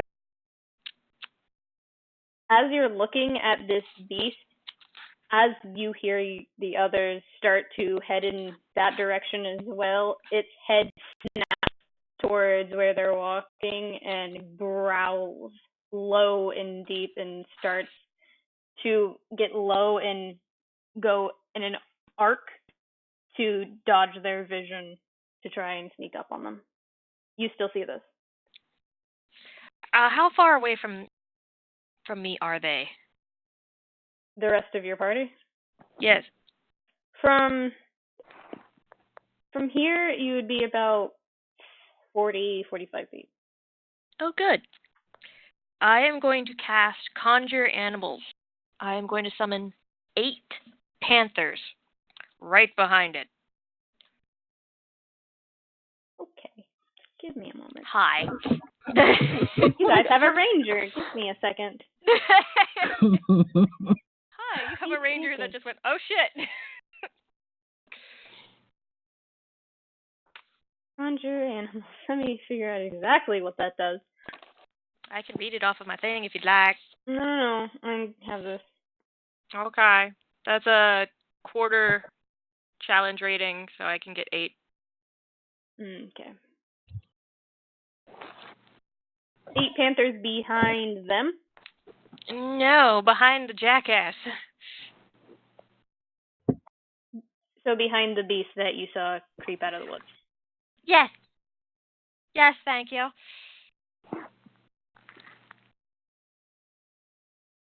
Okay. All right. You're welcome. No, this is excellent. I need to fix something, actually.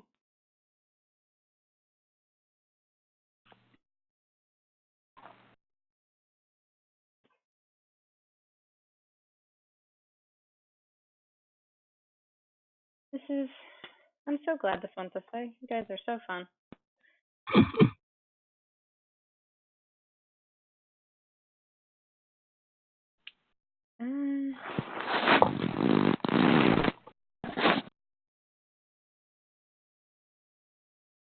Excuse me. I read that description wrong. There, it has 6 legs. God, I can't even look at the picture right. Okay. It's like I'm bad at this. I love it. Why? I literally just read it and said the wrong thing. I read it right, didn't say it right. All right. So, considering the nature of the spell, everyone roll initiative. Yay! I'm gonna roll in the Discord thing. Wait, Okay. you figure out that? Where is my initiative? You have a Dexterity is initiative. I get 12 for Believe. my. Okay. 14. What's my initiative? Just I didn't hear you. I think from what I recall, your initiative was +3.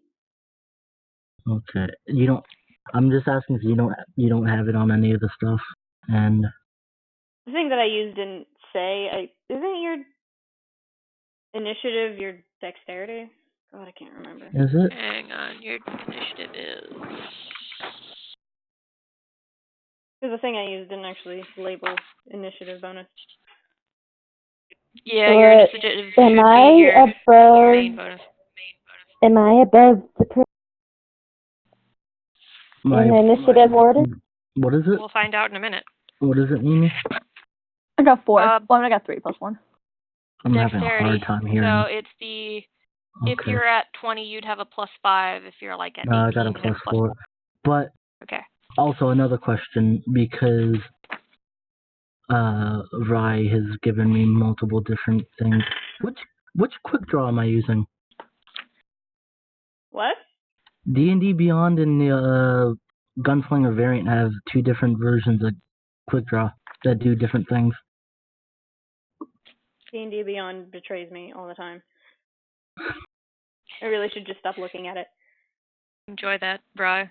No, I look at the variant that Critical Role put up.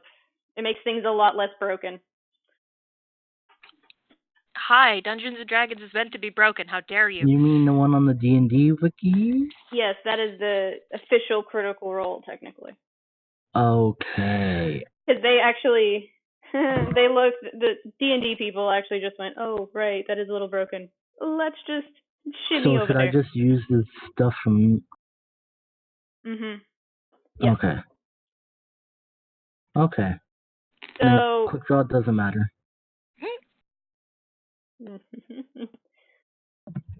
So... Hey, a 10. My gosh. You guys are rolling terribly, not that I'm doing much better. Hi, look, I at least got a 14. That's true. So I got a 12. So nobody has 20 to 25, I'm assuming. I wish. No. Oh god, I have to roll for all of my panthers, don't I? Yes, you do. I mean, I... Oh my god. What do you mean, your pants? Shit. I just summoned 8 panthers. Oh shit.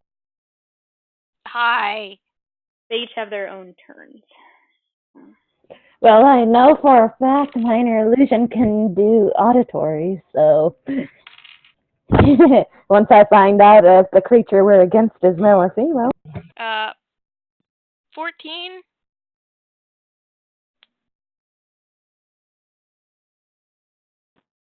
Yeah, that was a 3.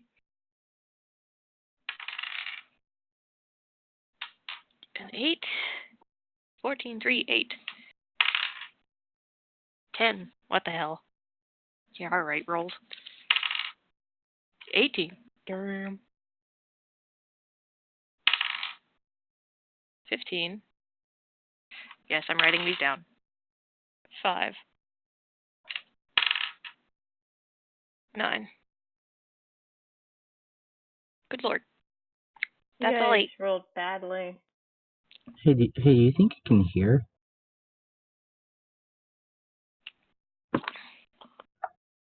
I'm just getting everything in order, so I know.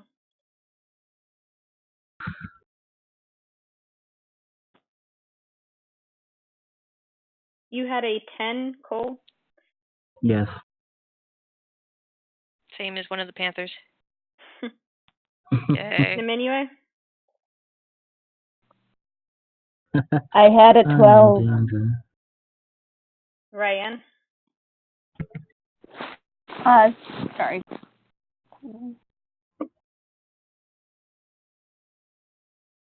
Sorry, my internet is being really bad. Okay, 9.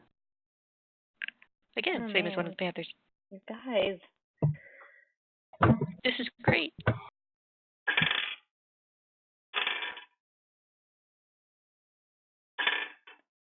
Okay.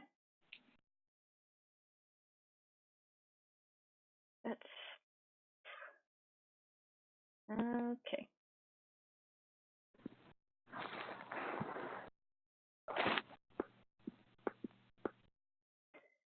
I rolled rather poorly too, so you guys are all in the same range. I only had 120 on that.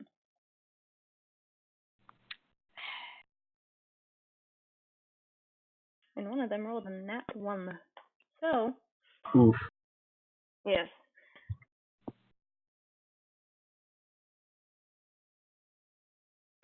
So, top of the order is actually the 5th panther. My 18? Alright. Mm-hmm.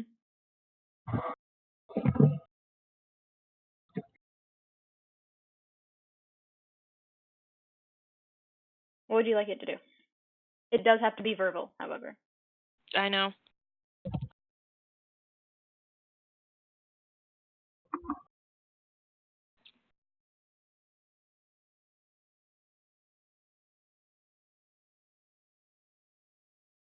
I am going to use one of its abilities, Pounce. Okay. Panther moves at least 20 feet straight forward, a creature right before hitting it with a claw attack. The target must succeed a DC 12 strength saving throw or be knocked prone. If the target is prone, the panther can take a bonus action to make one bite against it. That's a natural 16, and its strength is +4. Alright. So it's not knocked prone, but... It is not knocked prone, but it will take the claw attack. Which is an 18 to hit. That'll hit. Right, and 1d4. So that's a 4 damage slashing. Alright. So, the rest of you on the ground see as one of the summoned sudden panthers in the moonlight. Even you, Cole, you actually do see one of these newly formed panthers go back a couple steps and leap on top of something that you just now only are able to see.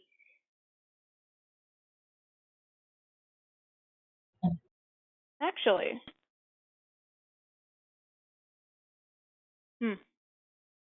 I forgot to read that properly. We'll just say it. Don't worry about it. I forgot what it didn't look right. The wording was weird.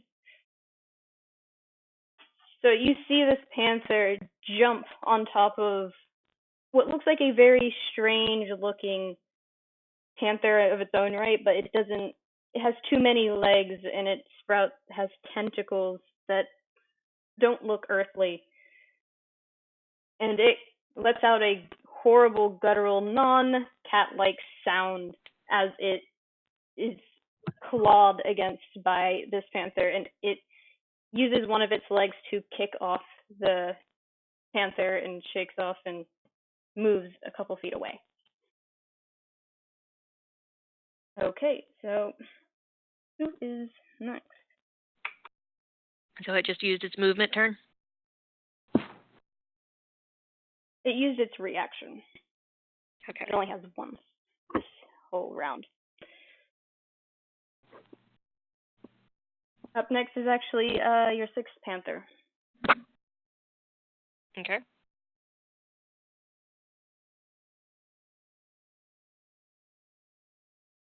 Let's see.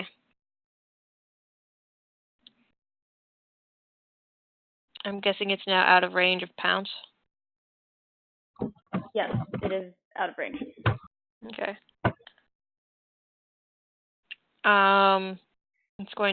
This one is going to move closer. Then speed 50 feet. You can definitely, the panther can definitely reach it. It's about 30 Alrighty. feet away. So movement, and then I guess I'll do a bite attack. Hit. That's a 5. As the panther goes to bite down on this monstrosity in front of it,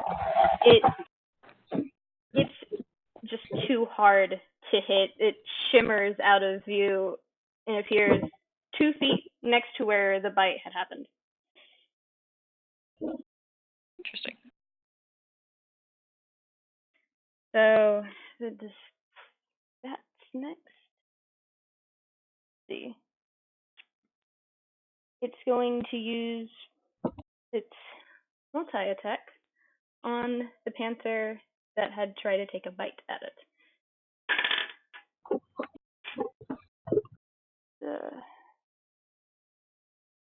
20 to hit.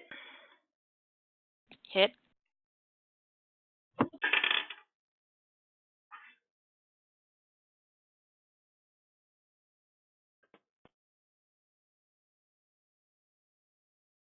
$13 to hit.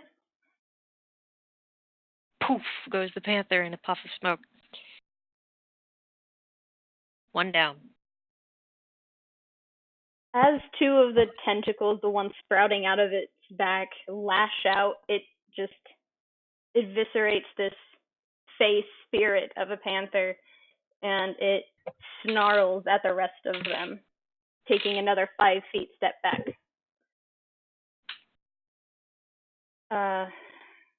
Up next is... I'll leave it up to you, Lithera. It's either your first panther or you, because you rolled the same.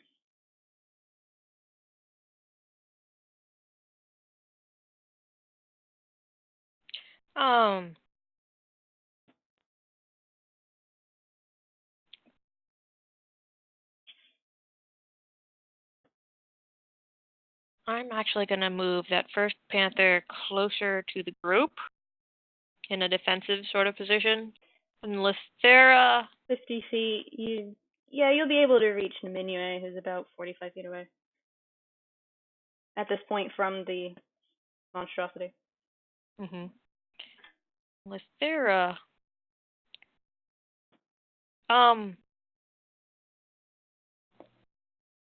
I'd like to roll to see if Lithera can figure out if they're just defending themselves or if they're decidedly attacking.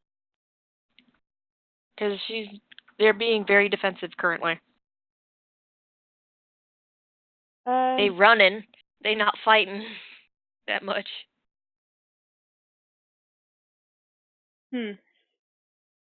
Roll nature. Okay. That's a 3. You have no idea why this monstrosity is acting the way it is. Okay. It's very weird. Yup. Is there anything you'd like to do on your turn? That's one of my actions. Do you have another? I have 2 attacks, but I was using it as an action instead. All right. Would you prefer I get both of them? I'll say that's your action to just examine the situation because it's weird to you. Yep. So, next on the order is Niminue. What are you doing? How far away is this creature from me? Currently about 45 feet. I move.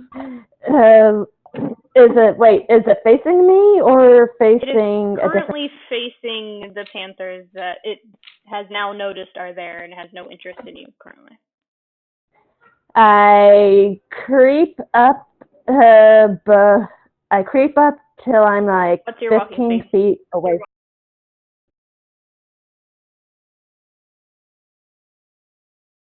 What is your movement speed? 35. All right. So you use about 30 feet of your movement to be 15 feet away from it. And then once I stop, I use minor illusion to make the opposite gender of the creature and set it right in front of. Oh boy.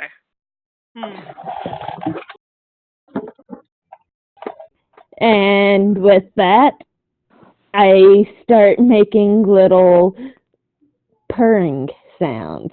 And in my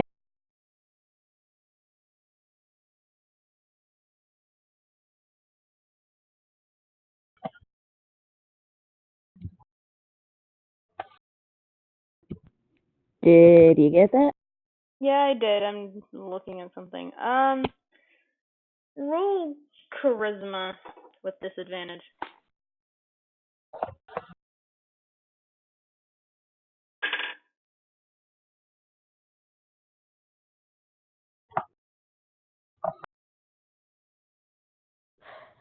My first roll was a nat 20. My second roll was an 18. And that's plus 3 to... So 18 plus Not that hard to 3 beat. I rolled is... a 10. And that's minus 2. So 18, 19, 20. I guess I get a 21 for my disadvantage. Yeah. Oh So, no. we'll say this. You use that... As far as minor illusion is concerned, you can't do a sound and an image. It is or. No, I put the image in front of me and then I used my voice personally without minor illusion to make purring sounds. It's a little weird, but okay. I'll allow it. So you use your minor illusion to summon another beast that looks just like it. You don't know how the opposite gender looks to beasts like this. This is, as far as you've thought of so far, this is the first you've ever seen of a beast like this. So you just create another version of it. And it doesn't have the same effect as you think it would. Instead, it seems to get even more agitated, and now it is aggressive. That's your turn.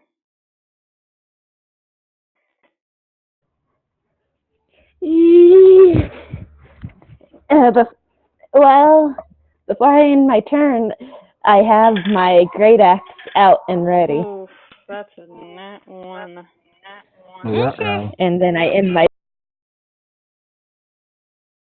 All of you see another one of these beasts starting to charge out of the same place where the first one came out, rushing towards the panthers that are surrounding its friend. And it is going to take a shot at the one that tried to take a bite out of its compatriots, so the 5th panther. I do not think an 8 hits. It does not. So its first slash of its first tentacle just whoosh above its head as the panther reflexively ducks after hearing the padding of footsteps against the ground. That is a 20 to hit against the panther. Alright, so where's my 1d6? Fucking god. Okay. 1d6.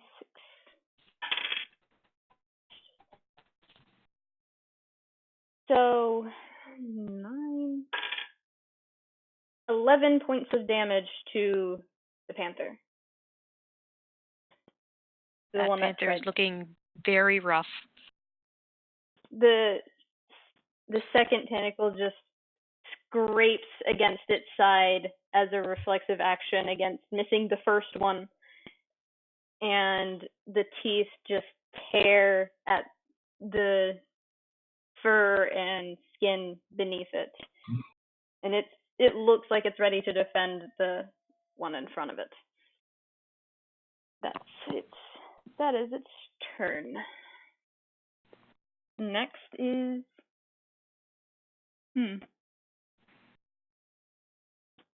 Next is Cole.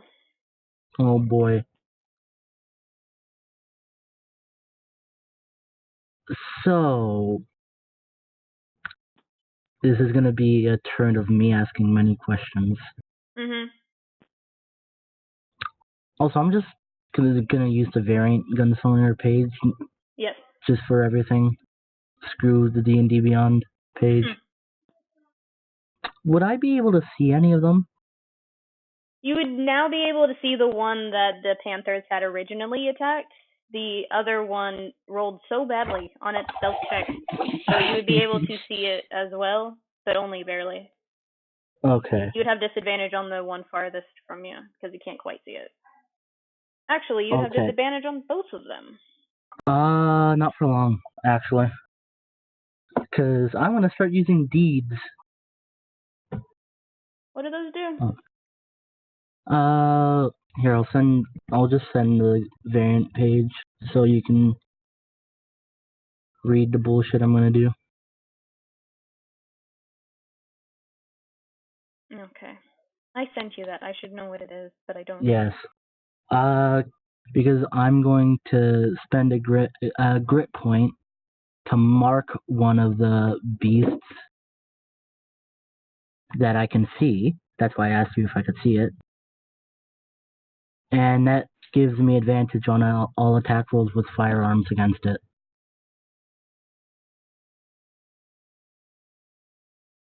And then... Okay. So it'd just be a normal roll. So you don't have advantage because you'd had a disadvantage and advantage cancels out. It's better than having disadvantage. And here's my other question, because I'm doing that on the one that has the Panthers surrounding it. Technically, both do, but are you talking about the first one? Yes, the first one. First. Yeah. Where's that one? What is it? What was this? There's so many different things I can do. Hold on. Gunslingers, man. Gunslingers are terrible if used properly. Oh, my brain's not working.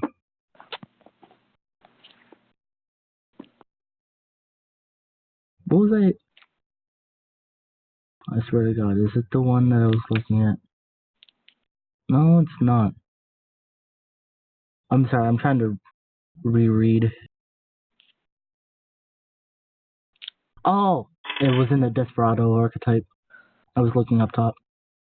Are the Panthers at 10 feet or closer to it? To what? The beast. A couple of them are. Okay, good. So, Cole's just gonna take a shot at that beast. Okay. Roll to hit. Okay. And he's using the pepper box, so it's, what, a d20 plus dex plus proficiency? I believe so, yeah. Okay. Please hit, or else this plan is useless. Fuck! Hey, look, the second nat one I've rolled this session. Yeah. You would go to take a shot towards this beast, and you're so sure you have a shot, and then you hear, and you look, and the barrel of your gun has jolted out of place and it isn't serviceable currently. You can use your other shot to try and repair it. Hold on. I'm looking. It has misfire. Yes, I'm aware. That one's no. Wait, did it not give me the... Oh.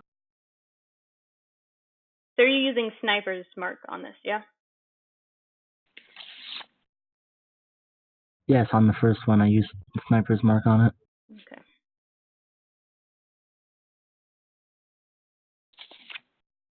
Also, the only page that talks about the misfires is the D&D Beyond page, so I guess I can't throw that out yet. For a misfire, you have to get above. Are you using the pepper box or the revolver? I was using the pepper box. You have to roll above a flat score of 10. Okay. He's gonna try.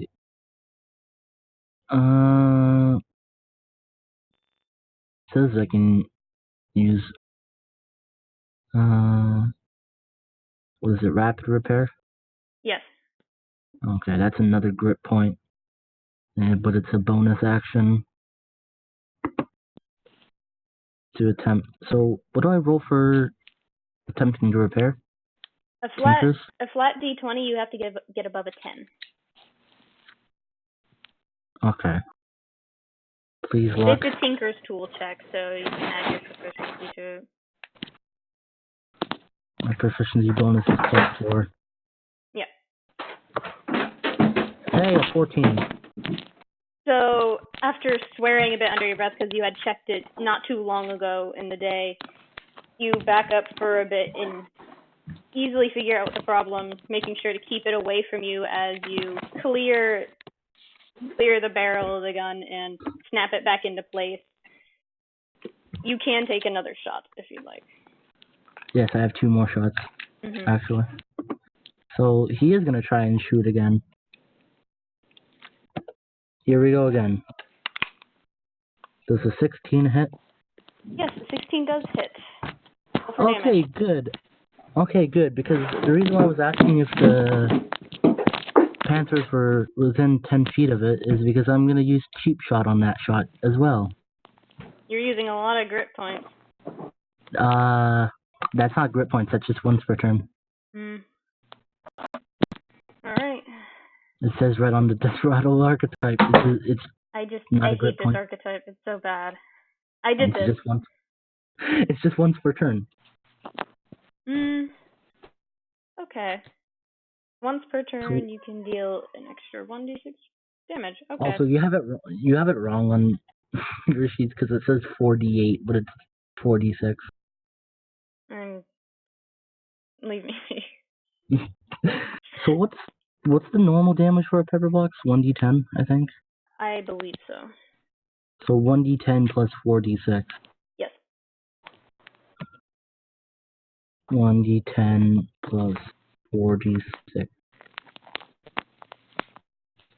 That's right? Do I get any bonus damage other than that? Sniper's Mark, I think, adds on to that as well. Does it? No, it's just advantage. Yes, it does. 1d6. 1d6. So that would be 5d6 total? Yeah. Gunslingers. 13 damage. Look at all those nat ones. Yeah, those are just bad. Those are just horrid on so many levels.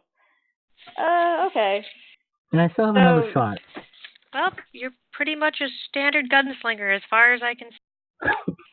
And I still have another shot, so... A regular shot? Yes, a regular shot.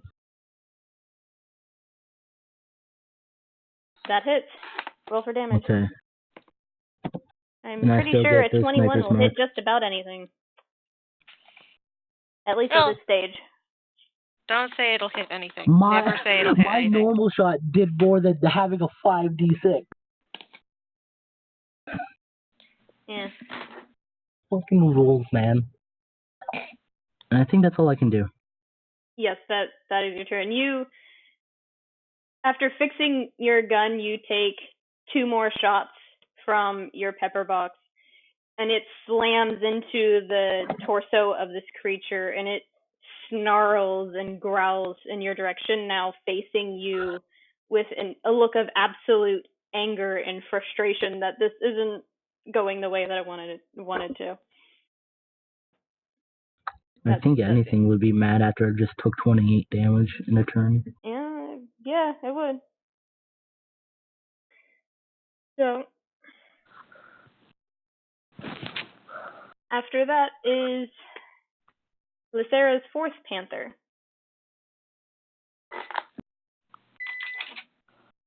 Oh god, where did I put my sheet? Here we go.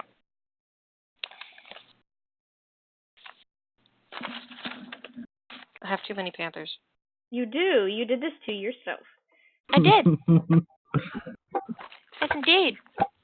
I'm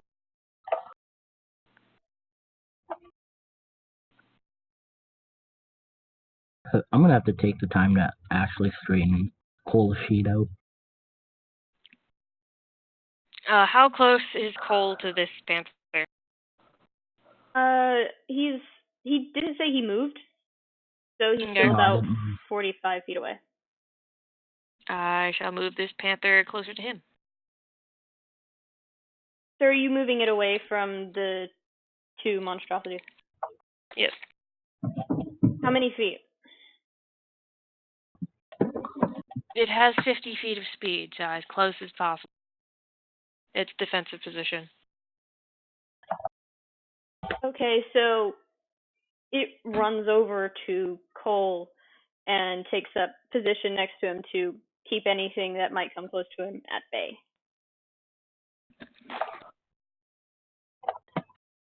It looks like your 7th panther is up. Oh, of course. Mhm.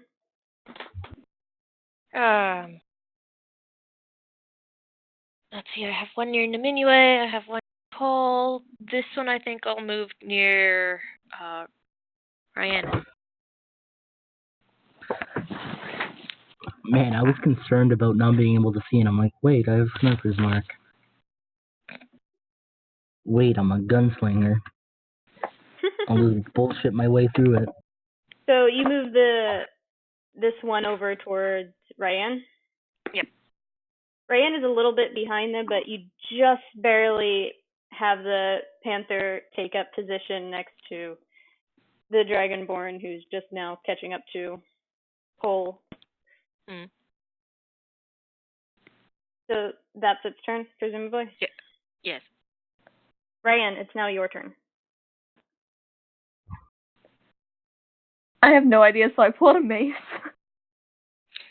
You're, well, clerics.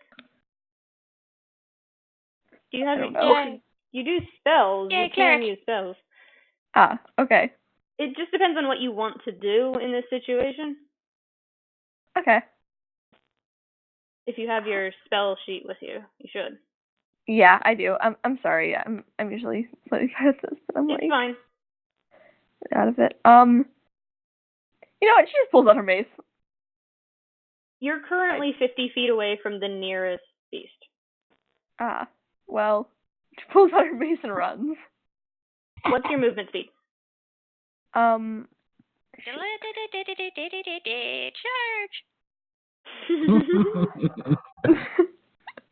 Wait, sorry, I just said my internet is very bad, and my computer has frozen up. 1 second. Sorry. Oh, Fine. okay. The terror of computer problems. I will never complain about computer problems after having to deal with that all-in-one for the 2 weeks. Yikes. You did that to yourself. I did, but shut. Also, haha, hey, Rai. Hmm. You know how you have to reload? Yes. I don't, actually. You weren't using the revolver, so no. The pepper box has a... Fast reload. Also, at the 10th level, you can ignore the reloading property of all firearms. Yep.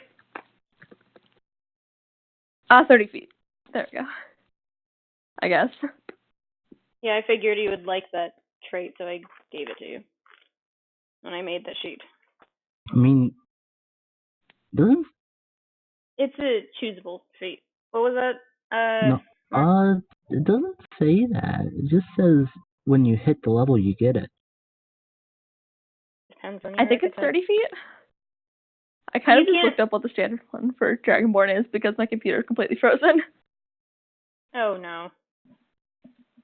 So you can't get quite to the nearest beast to attack, but you can use all of your movement this turn to get as close as you possibly can. You still be 20 feet out of range. Okay. So, Cole and Niminue, you watch as your Cleric Dragonborn rushes past you with her mace drawn, readying a swing towards a beast. The dismay on my face is comical. Mm-hmm. Yeah, that must be an odd sight. Oh man, you have so many panthers, my dude. Your seventh one is up. On purpose, my friend. Mm-hmm. You know I did this on purpose. Many. Dude. You summoned so many.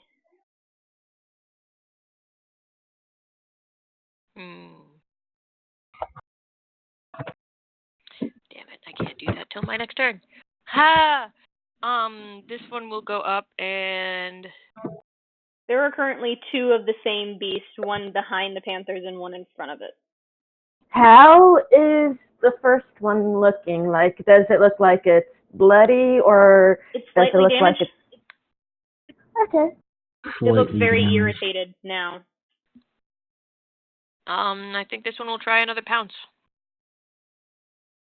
Towards the one in front or behind? The one behind is about 5 feet away from most of the panthers, and the one in front is about 10, 15 and backing up. The one behind. So for this to work, it turns and backs You up know, enough to get away it's a from bad it. session when the cleric tries to beat it. I'm pretty sure I didn't hit anyway, so I'm not too bothered by it. Your panther backs up in order to do the pounce proper, and it leaps towards it. What'd you get? It's a DC 12 for pounce. Yes, but did you roll to hit? Is it a hit thing? No, roll to hit is the attack. The pounce is just one of its abilities. That's a nat 4. Well, it's a strength saving throw. Have fun with that. Yeah, that's a total of 8. Oh, you know what else I forgot? Prone. So it gets to do claws. You all see the panther tackle this new entity that matches the other one, but definitely a bit more hardy, to the ground, and it is growling and biting and flailing both its tail and the 2 tentacles that are lashing about, but it's still pinned. Roll to hit. Okay. The claw attack would be a 6. No. And then the bonus bite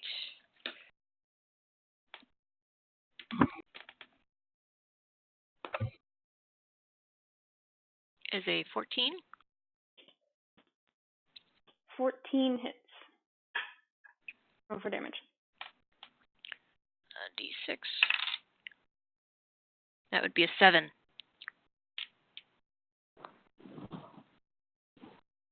The first claw sinks into the ground as it turns its head away, and it snarls up at the panther on top of it, the summoned face spirit that a certain ranger had procured from nothing.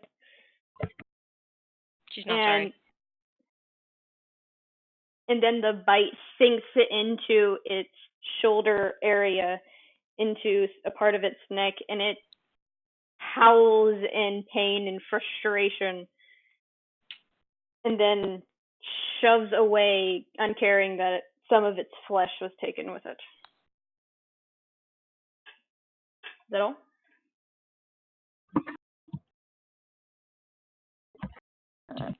Okay, that's the end of the turn for that panther. The second one's up. The second panther in your order of nonsense.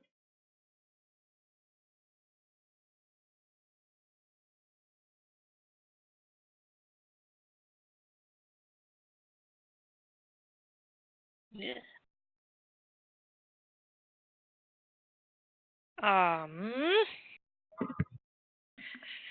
Pounce on the first one. Okay.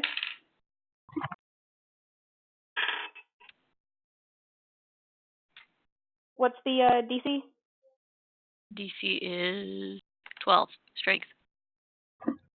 Just barely makes it with a 13. Ah. So it's not knocked prone, but do roll to hit. Yep, roll to hit would be a 13.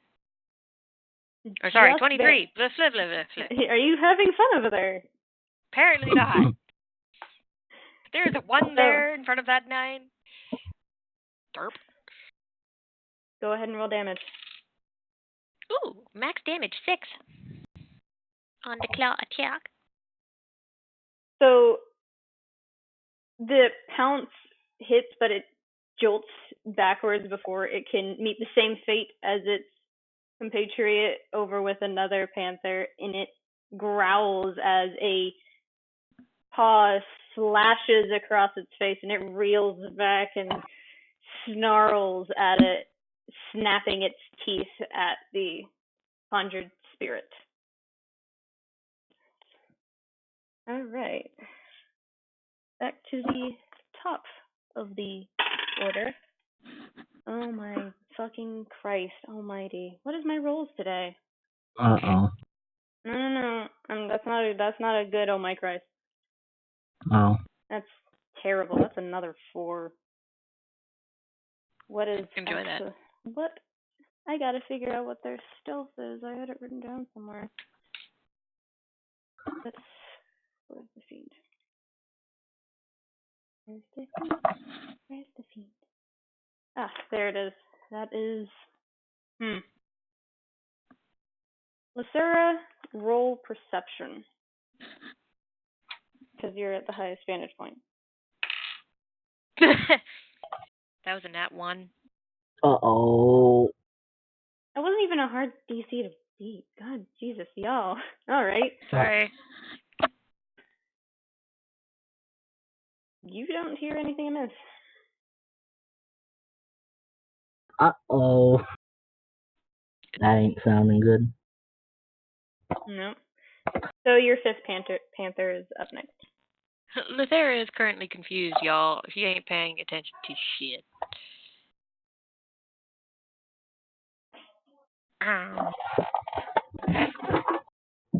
Technically, I should have been having you roll disadvantage on anything that hit, but fine. Actually, no, never mind. It doesn't get its thing back until next turn.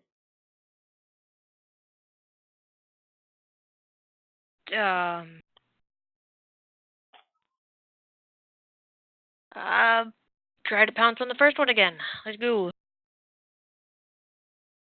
Alright, where's my...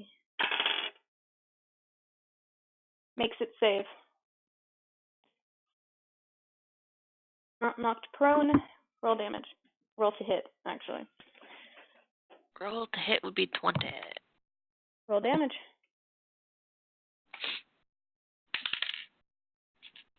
3. That is the claw, yes?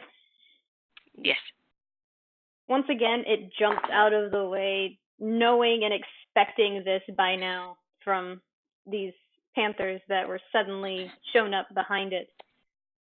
But it still takes a claw to the side of its jaw, and it snaps its head to the side and then looks back with an anger in its eyes, and it looks ready to tear apart the thing that just attacked it. Yay. And it is up next, actually. So it is going to do multi-attack against the panther that just struck it. 14 to hit. Hit. 16 to hit. Hit.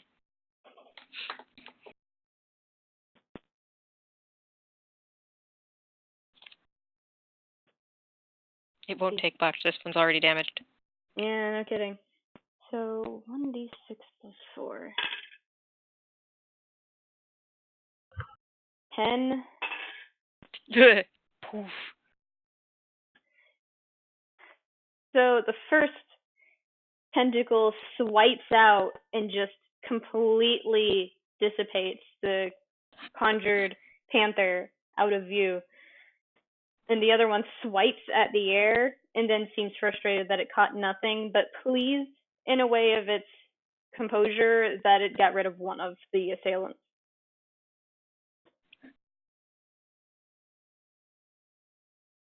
So, your first panther.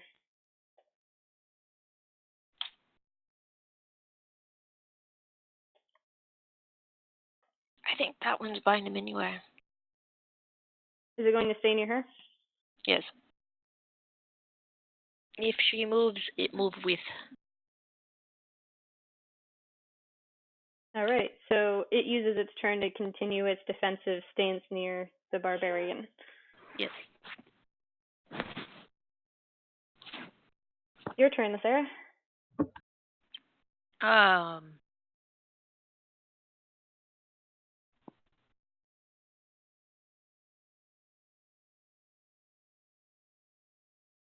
Something still doesn't rub me right about this.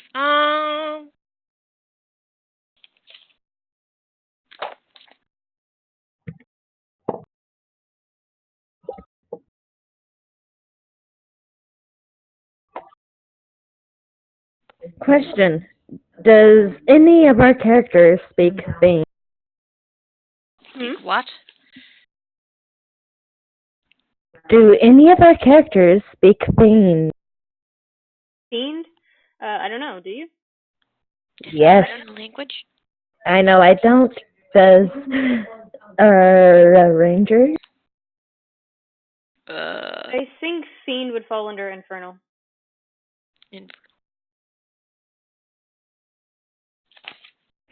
Because as a ranger, I know you can pick, at certain levels, you can pick a language of one of your favored enemies. This is true. Currently, I do not have Infernal. I would have Primordial. I'm totally an idiot. To what extent? I have no idea. To a vague extent. No, because we did all that damage, right? Mhm. What's the thing we forgot to add to the damage, or what's the thing I forgot to add to the damage rolls? No idea. That's for you to keep up with. My dex. I forgot to do that. Make sure to keep that in mind. I'm not going to keep up on all of those. Yeah, I'm dumb. So, Sarah, what are you doing?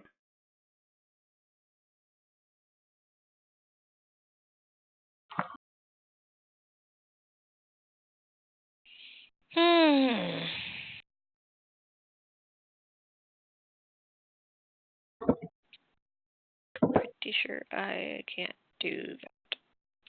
Alright.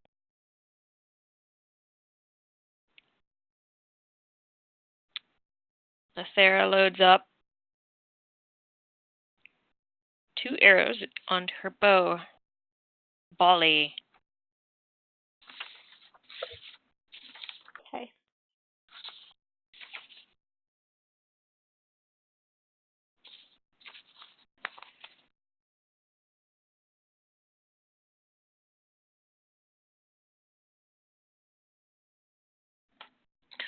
they're close enough for that. 0.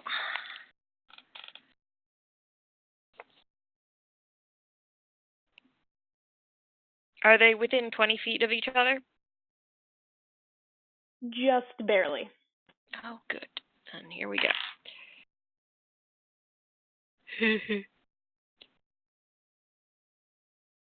So that would be a 24 to hit. Please try not to kill them. No promises. So, do you roll both times for both of them? Yes, I do. So that's first one hits. 20 and a 15. Hits. First one is a 14. Okay. Second one is a 13.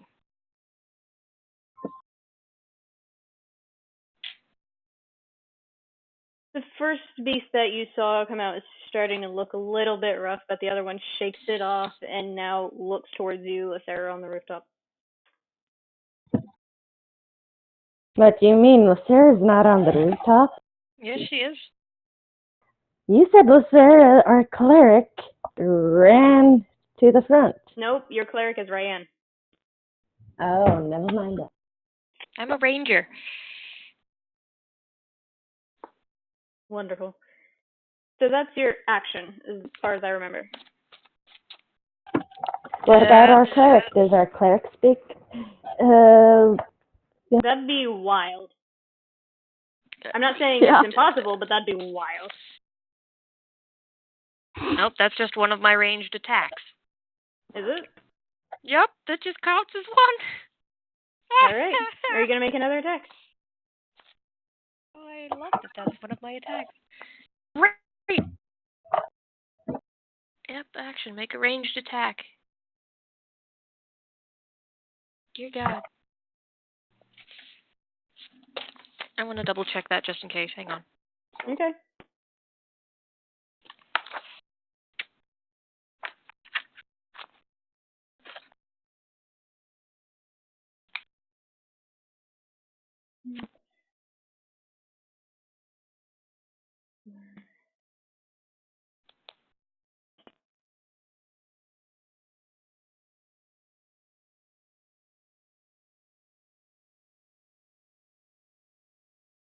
Okay, no, that is what? That is my action. Alright. So after that volley, you see one of the beasts actually turn to look at you, knowing exactly where you are now. Oh, joy. Hello. Up next is Niminue. You're currently 15 feet away from the nearest beast now because it backed up. I release the form that seemed to have angered it and stomp my feet to get its attention. So when it looks my way, and it looks at you. When it moves away, I show that I'm putting my weapon down in a friendly manner, and I use my minor illusion once more to place above my head a peaceful gesture. Two things. One, how many times can you use minor illusion? It's a cantrip. Yes, it's a cantrip. Just natural to gnomes. Okay. 2, what exactly are you trying to get across? Wanting to communicate. Roll animal handling. It's not technically a beast, but what you're trying to do is handling an animal. 1 second, I need to grab my dice. Runaway dice. That's gonna be a bit tough. That's a natural. Sweet, a natural 20. Literally, oh my god. Well, Natural 20 is literally the only thing that would have beaten the score that I got. Got You were saying something, Bri? Yeah, I did that to I myself. don't know Cole's still gonna shoot it. You asked for the dumb thing of the dice, and the dice delivered. I incited karma. You did. The And- beast looks at you with a snap as you do all of these things, and it snarls at first and then sees the illusion of it's not really intelligent enough to understand such things, but it gets the gesture of putting down the weapon more than it does the illusion from what you're trying to get across. And it stops growling and sits there. It doesn't do anything. It is not sitting. It is not defensive. It is just there, but is looking nervously towards the panthers that were attacking it. I motion towards my companions. Wait, would our ranger be able to see this big illusion I have hanging above me? She can see most everything from her angle. Okay. It's whether or not she's paying attention. Is Lithera paying attention to this? Sure. What about the rest of my companions? I'm keeping an eye on everybody. Cole, are you paying attention to what's happening above my head? For legal reasons, no. All right. Cole currently has a conjured Fey panther next to him. I think he's chilling. Yeah.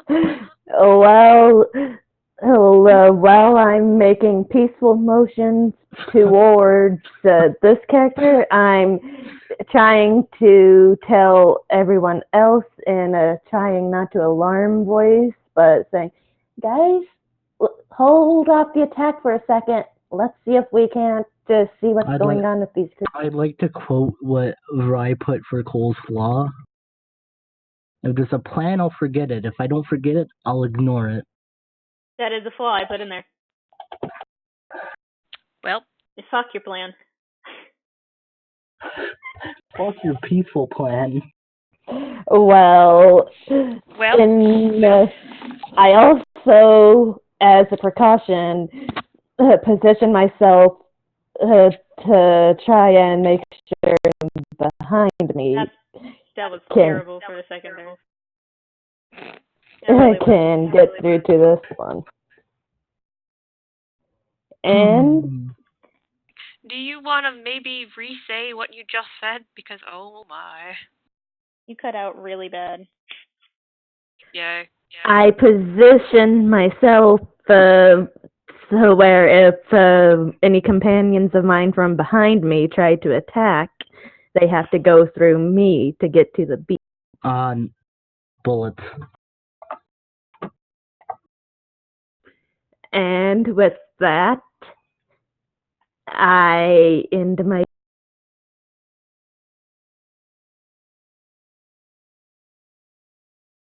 I hear dice. Who's dice? Actually, wait, is this the one I already damaged? Both of them are damaged. Oh. Is that the one I already damaged, though? Or we were damaging? Yes, I'm talking to the one that was damaged. Because that's the one I got closest to. Alright. So now Cole's definitely gonna keep attacking it. But I'm in front of it. Oh, yeah. I'm a gnome. You're sure? Rolls 10 feet to the left. Isn't it the creature's turn there? Yeah, who's... Yeah.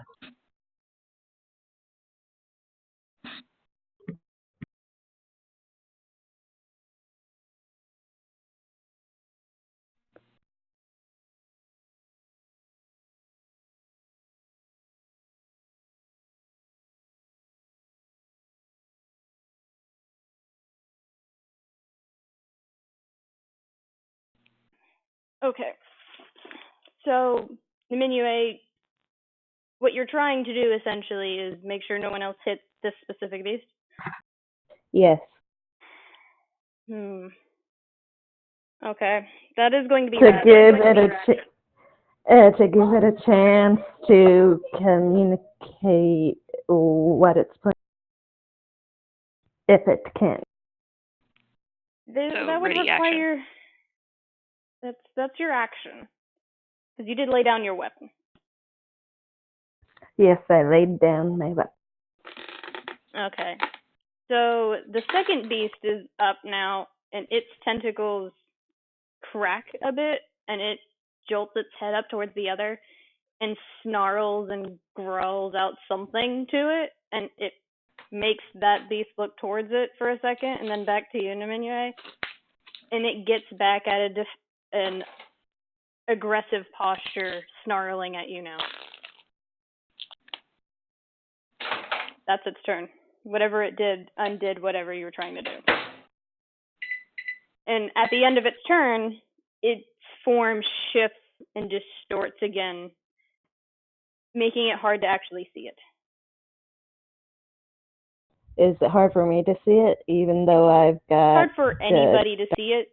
It is literally shifting. It imposes disadvantage on all strikes against it until it's hit.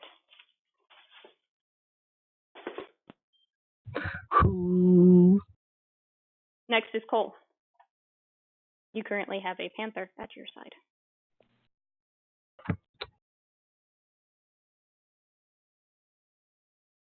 So what happened to my sniper's mark? It's still there. Still on the one that you put it on. Okay. It's on the first one. It's looking a bit rough. So do I still have just normal rolls against that? Yeah, you still have normal rolls against that. No disadvantage. Okay. Because it, too, at this point, is shifting and distorted, but you can see it properly. But is Niminue in my way now? No. Good! I'm going to shoot at it. That is a gnome. You can shoot over a gnome's head. Yeah, that's true. I'm going to shoot at it. Okay, roll to hit. Okay.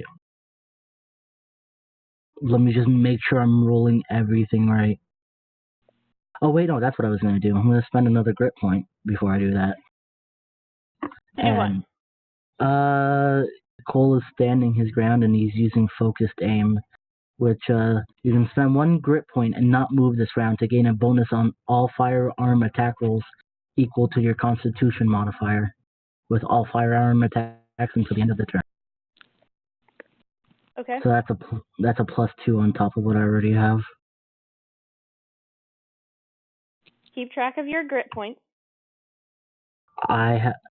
You also wrote down the grit points wrong, because, well, according to the variant Gunslinger, but I'm not giving you problem for that. I'll fix it. Don't worry. I'm not. Yeah, because I'm at 5th level. A lot of thing with Gunslinger because I don't play Gunslinger. Yeah, because I'm at 5th, because I'm past 5th level, it's double my dex modifier, so I have 8. And I've used 3 of them so far. Yeah. So that's a 1d20 plus 10. Yes. Hey, a nat 20. Nice. Oh no. Okay, before you do any other shot, roll damage on that. How do I roll damage? Because I'm also doing cheap shot on this. Actually, can I still do cheap shot? Is there still something within 10 feet of it that's an ally? Yeah, yes, me. There's Niminue and there's one panther. Okay. So how is crit... how are you going to be doing, like, crit attacks, Bri? Are you going to do max damage? Are you going to do what? How are you going to do your damage output? Are you doing 2 times damage, max damage? What's up? 2 times damage. 2 times damage? Okay. So... It's the 2 times the base dice keep roll. attacking this when obviously there's something off about it. So 2d10? Yes. Mm-hmm. And that's a cheap shot, so that's 4d6? Yes. 4d6. And then I'm actually going to add all the different stuff I get this time, like my dex modifier and the arcane infused weaponry. Gunslinger. We'll fix your actual sheet proper after the session. So that's a +5.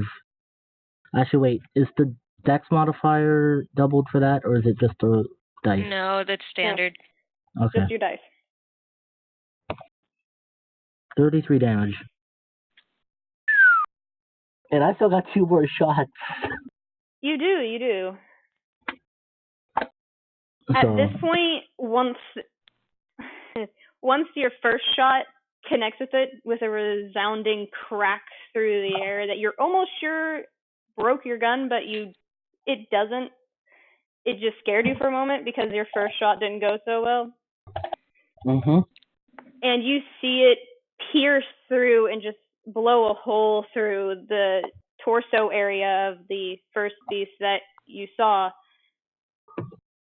And it is looking terribly rough. It is bleeding profusely from various areas. It is not dead, but it is getting there. Time to put another bullet hole in it, hopefully. Roll a hit. 23. Good lord, that a hit. 1d10 plus 5.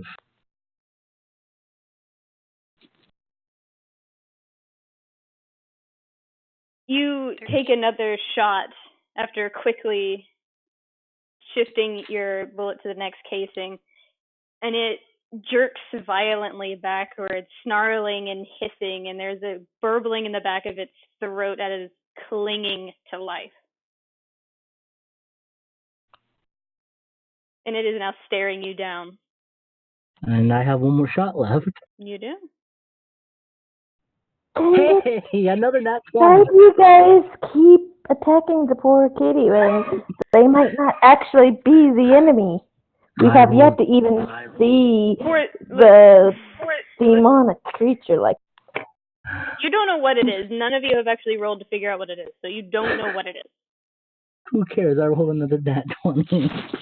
You did. You got another nat 20.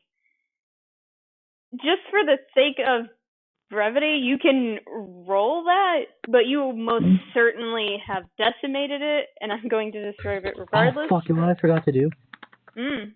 I have Sniper's Mark. There's so much shit to remember. Yeah, you wanted to play Gunslinger. You gotta remember it. Yeah, dude. All your stuff.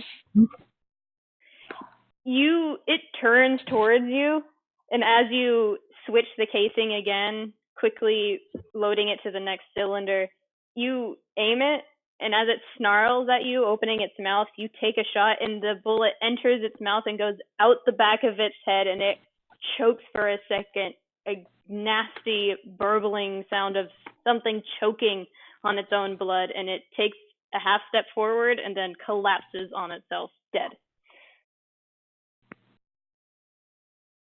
And hold on, let me read something real quick.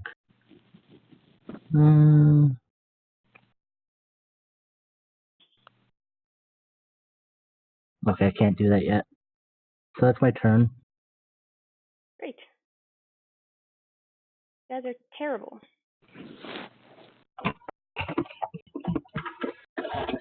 The dice gods felt sorry for me. Yeah, no kidding.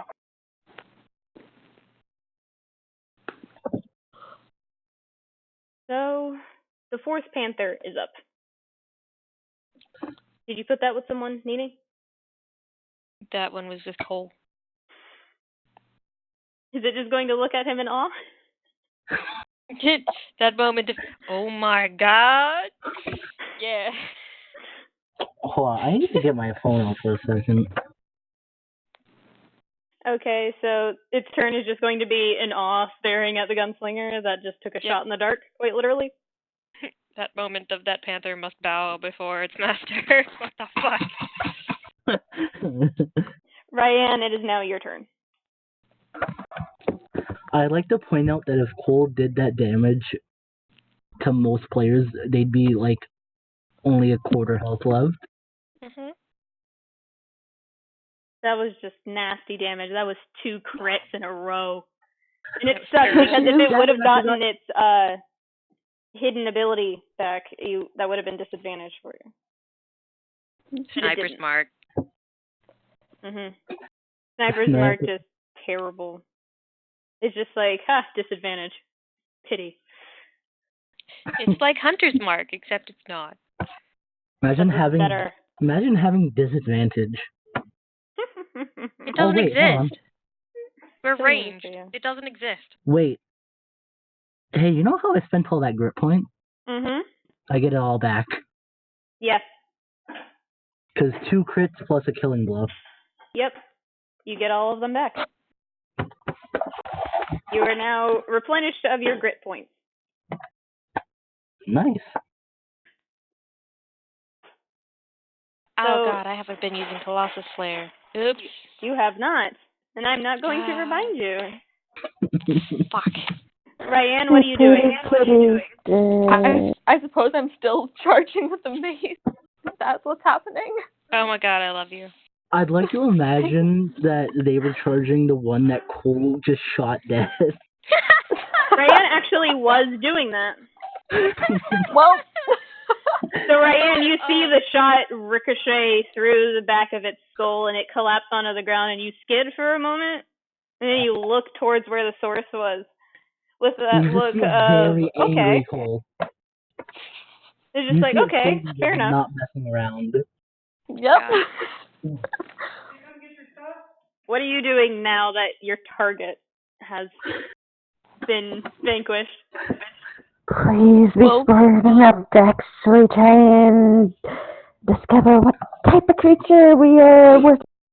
You're in the middle of combat. That would take your entire action. Well, now she has a moment to actually, think of stuff. So, I think she will try to figure out what's going on a little bit. Maybe. Is that, a possibility? Is there something... Does Detect Good and Evil do that? Tell us our... I don't know. I'm sorry. I'm not. It's fine. You're new to D&D. It's fine. You can use your action to try and figure out what you're currently fighting with a nature check. Okay. Or Arcana, depending on which one is better for you. I have +2 in both of them. Either or. Just tell me which one you're doing because the answers are different. Arcana. Okay.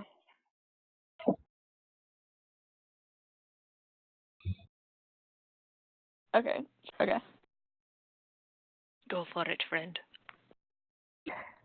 Roll high. Look at the dice. +2.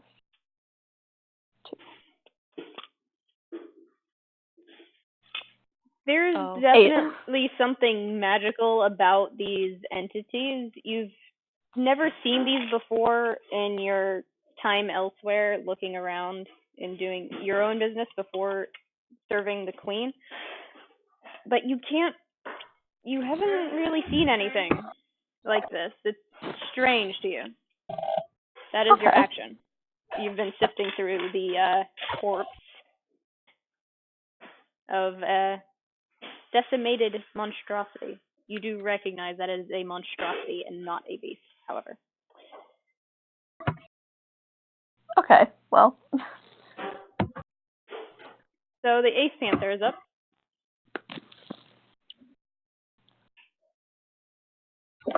I'm pretty sure it's just going to go jog up to make up the distance that Raiann just ran, because, oh gosh. Oh lord. Just, oh gosh, oh no. Wait, no, don't read that part. Dang it.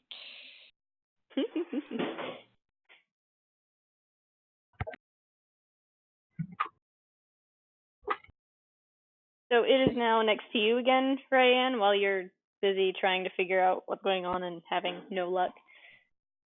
So now it's the third panther, which is, I believe, still near the other beast.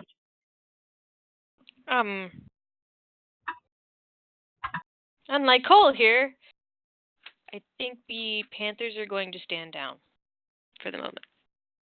All right.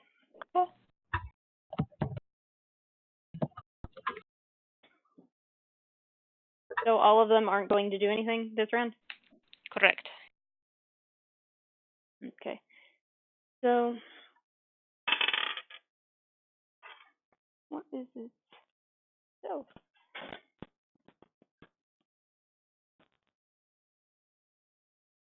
oh, that's just terrible. I need all of you to roll perception. Okay. Okay. Yeah, for it. Ooh, an 18. 14.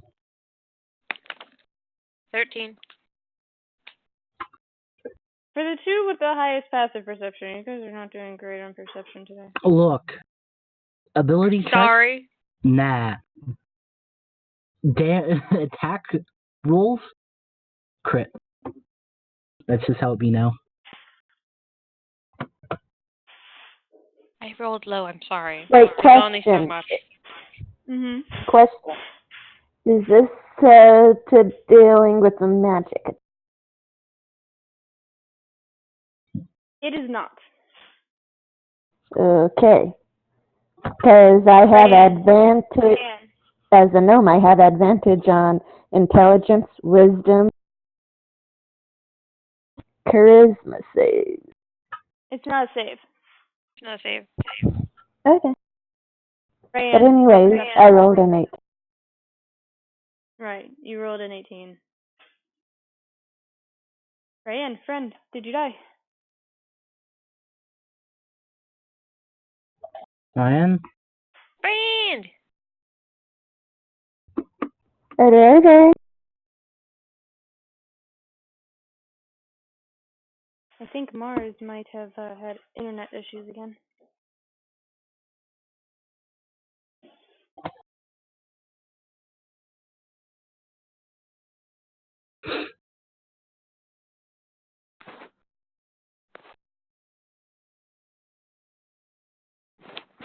Oh, she's typing in chat. Hello. I'm sorry. Aha, welcome back. There you are. Aha. Roll perception. Okay. My bad for disconnecting there. I'm not quite sure what happened. We were kind of Fred figuring said on no. something like that. Then. Oof. You have 0 in perception?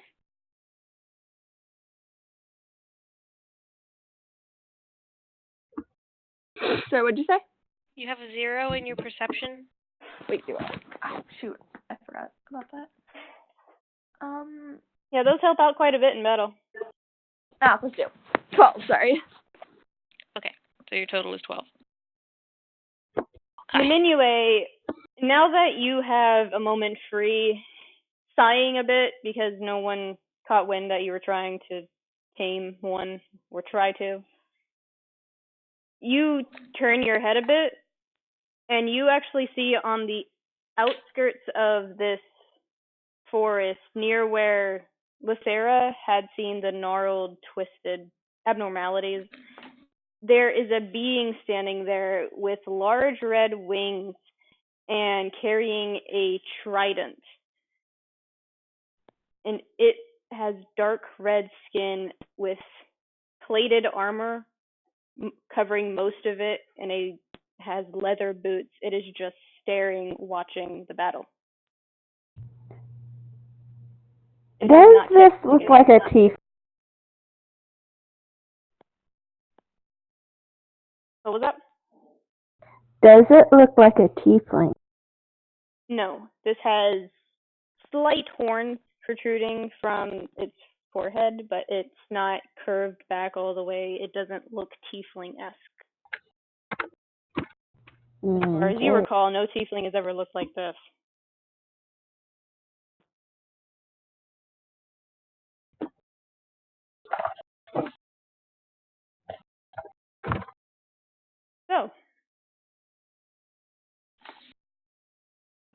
So, whose turn is it? And for its entire round, because it is technically first in the order, it does nothing.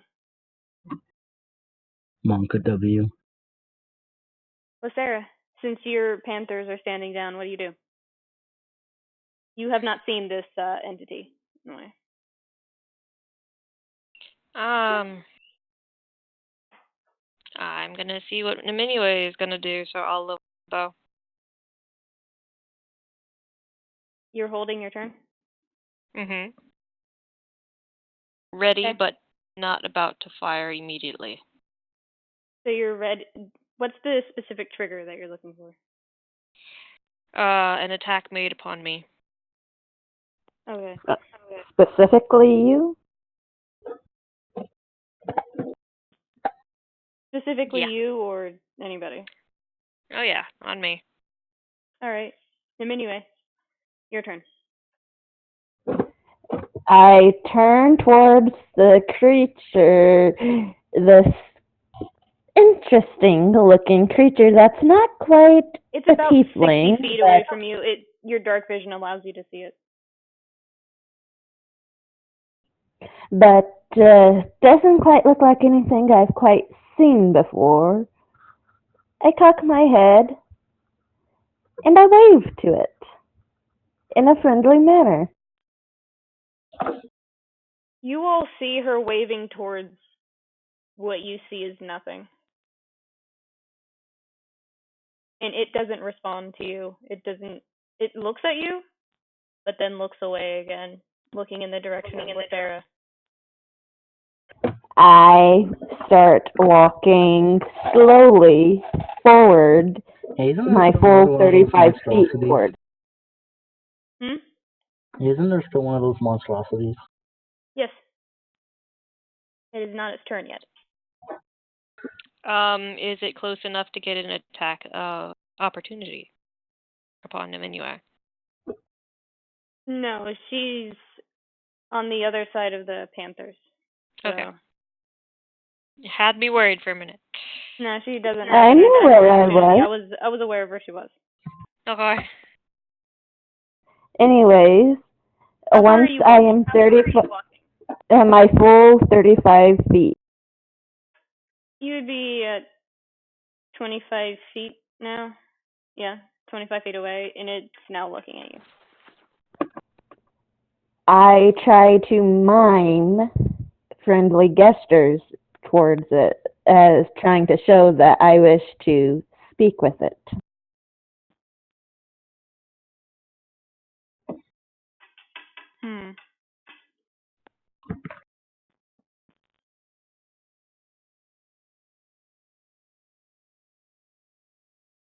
Do I need to roll charisma or persuasive? Do any of you know Abyssal? No. Abyssal?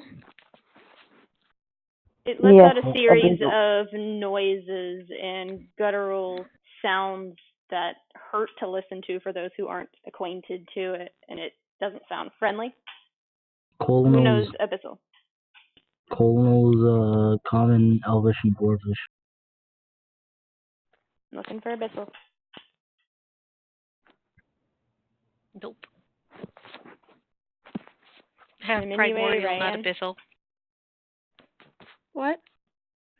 Do either of you know Abyssal as one of your languages? No. Niminue? No, I've got common and gnomish, and if you give it to me, dwarvish, because of where I grew. We'll talk about that. You just hear these strange, guttural, terrible noises that you actually flinch from for a second because they hurt to listen to. And then this entity slinks back into the darkness, unseen. No longer visible. I cock my head and scratch my head, then look towards the last remaining pretty. So that's your action. Trying Yes, to speak with that entity. Yes. So it's and with the failed attempt, I end my. That attempt, I end my turn. There's fucking Yu-Gi-Oh. Anyway.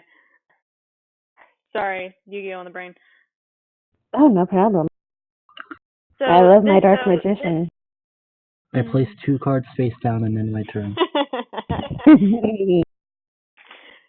So this beast is going to use its multi-attack on the two nearest panthers to it.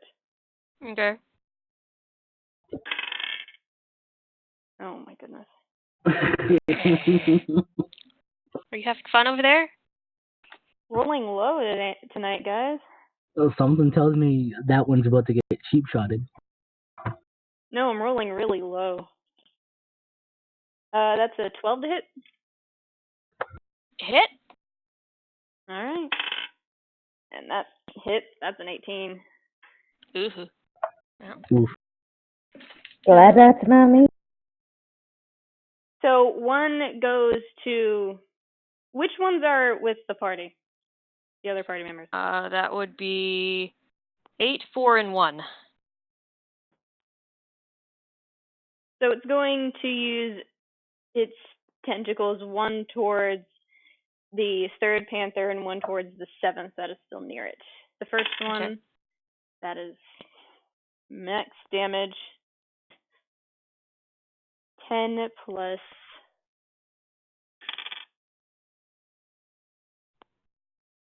Total of 13 to the third panther. That is a poof. It swipes through and dissipates the conjured animal that had assaulted it and its brethren that is now lying dead on the ground.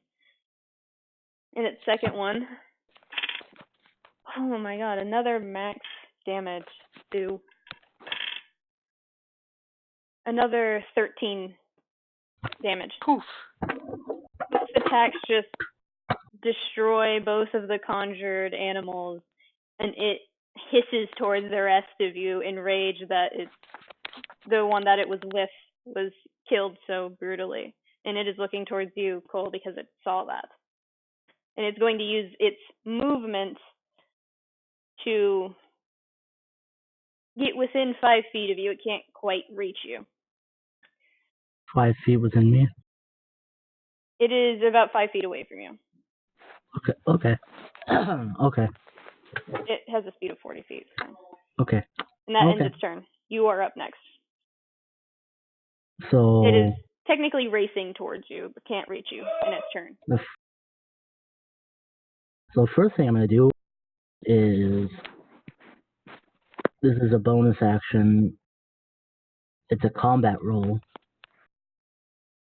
It's not using a grip point or anything. It's just as a bonus action you can roll 10 feet, ignoring any opportunity attacks that could occur in difficult terrain. And he's just going to roll 10 feet backwards.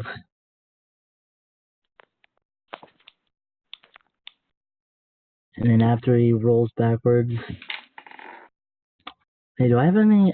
Is there any allies left within 10 feet? You have a panther next to you. Yeah, the panther is still within 5. Oh, yes, that's right. Okay. Feet of it. Panther is still there, yes.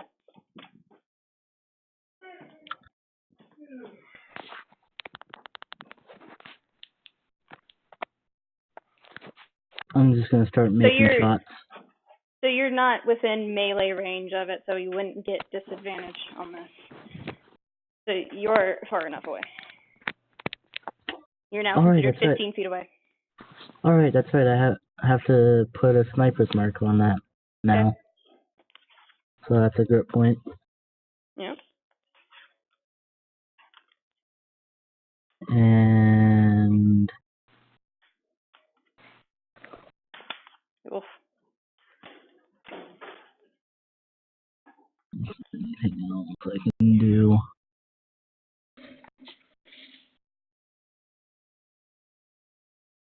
Okay, let's just start making shots.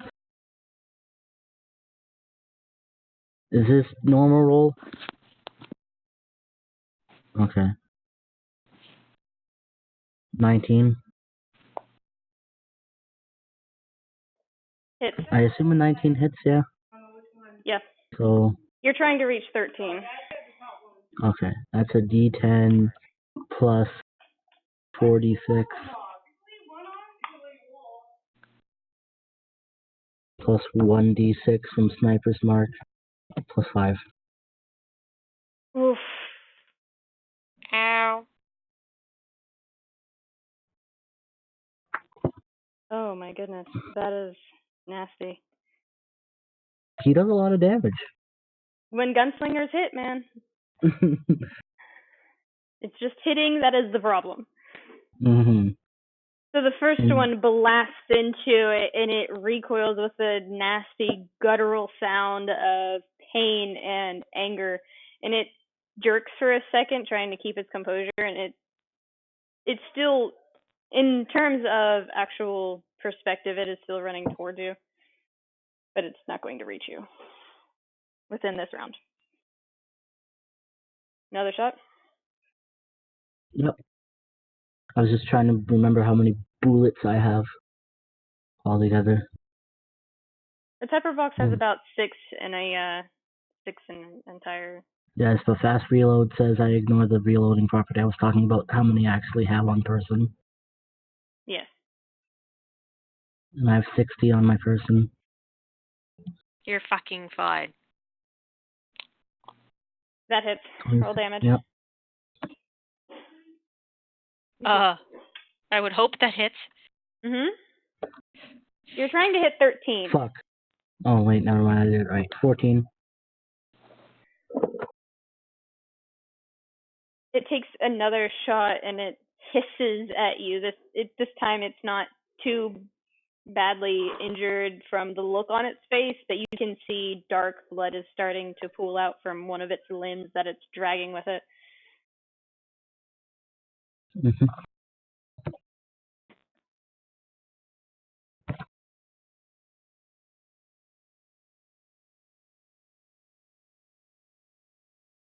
That hits.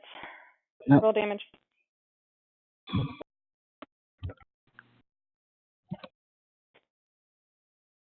Another 14. Ouch.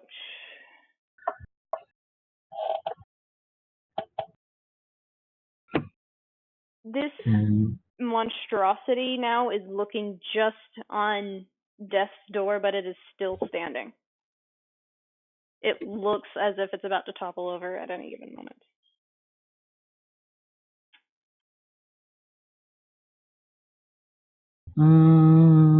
Riddled with bullet holes, as you would like to put it.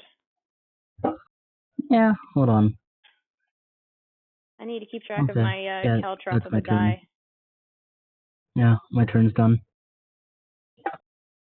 Alright, so now it's just hissing at you, still trying to attack you, but it's not its turn. Are the Panthers still going to stay with the people that they're near? Yes. Raiann, your turn. Okay. The Panther that's coming towards Cole is now about 25 feet away from you. Okay. Is there a way I can interrupt its path? You can certainly try. Okay. Give me an idea. What do you want to do? Right. Could I use my breath? The breath weapon? Yeah. What's Which DC breath on weapon do you have? She's blue. Tempest, so she would have lightning. Yeah. So I thought that would be pretty. What's the DC? The DC is 11. Half damage on successes for 2d6. Rolled a natural 11, and it's saved. But we'll go ahead and roll roll damage. Whichever one. What am I supposed to roll for damage? Is that d20 or is that too much or I'm sorry, I'm really bad at this. Is it d6? Oh my god, I just thought of the dumbest joke. What? A joke about the useless barbarian who, instead of attack stuff, wants to make run.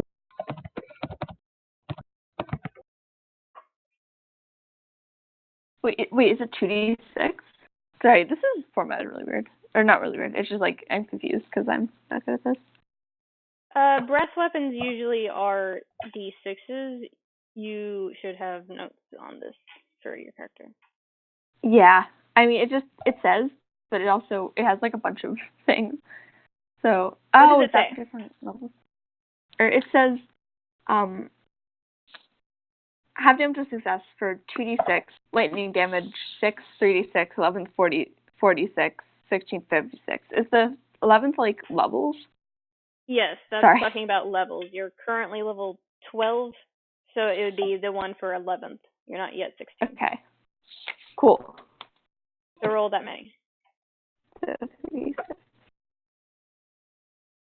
That's half damage on a success. So that's 8 damage. Cool. What's the range on it? The range is 5 by 30 foot line. 30-foot line? Mhm. Okay, that'll hit. Nice. So as you turn and see this beast lunging towards one of your allies, you feel the electricity building in the back of your throat, and Niminue, you're close enough to see it, and you just managed to pull away from the situation. And you see a streak of blue lightning clouded energy from your cleric friend shoot past and slam into the beast that was about to charge Cole, knocking it a little bit off its course and causing it to have to keep on its feet. And currently it has stopped its charge 15 feet away from Cole. Oh, sweet. And it looks rough. Like, that damage it took is not helping it. It is standing there bleeding, and part of its front arm on its left side is crackling with the electricity that is still coursing through it. It is still alive, but barely. Is it paying any attention to me? Whoa. That's loud. To you, Niminue? Yes. Currently, no. It is not paying any heed to you. Okay. Whose turn?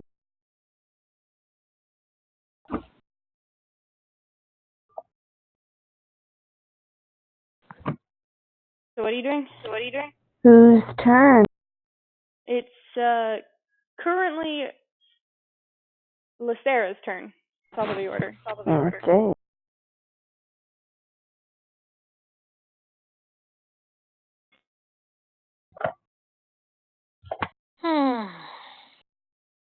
I want I'm to going to use my action to check around the area, make sure there's nothing else. Roll perception.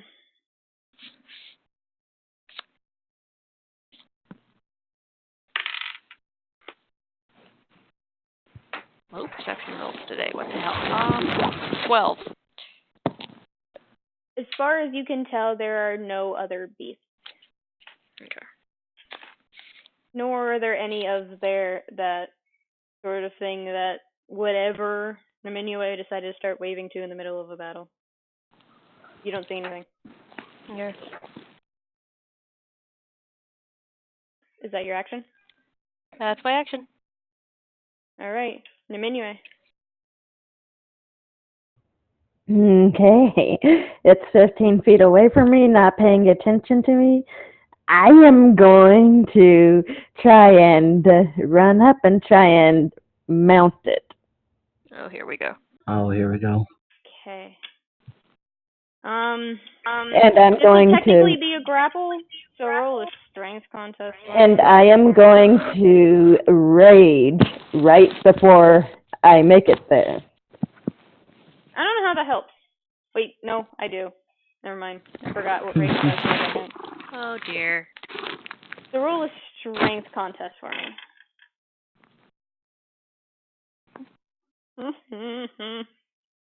I get advantage on my strength check by using up one of my 2-day strength advantage.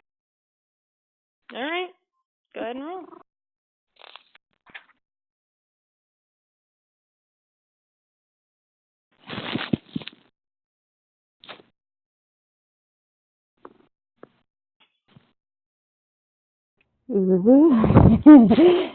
I get a 22. Yep. I rolled a 10. So it sees you coming out of the corner of its eye, and it tries to back away, but you're already too close to it by the time it notices you, and you grab onto the tentacles from its back and try to restrain them, and it snaps and snarls at you with its mouth, and the tentacles try and snap at you as well in reflex, but you keep your distance away from those and hold them away from you. And effectively, you are mounted, but it's considered a grapple. While I'm mounted, I say, "There now, pretty kitty. Just calm down. Calm down." And I end my turn. Roll animal just handling. going to run a hand down her face. I did the exact same thing with her. If you think this changes the fact, Oh no. So the dice rule. So the dice rule.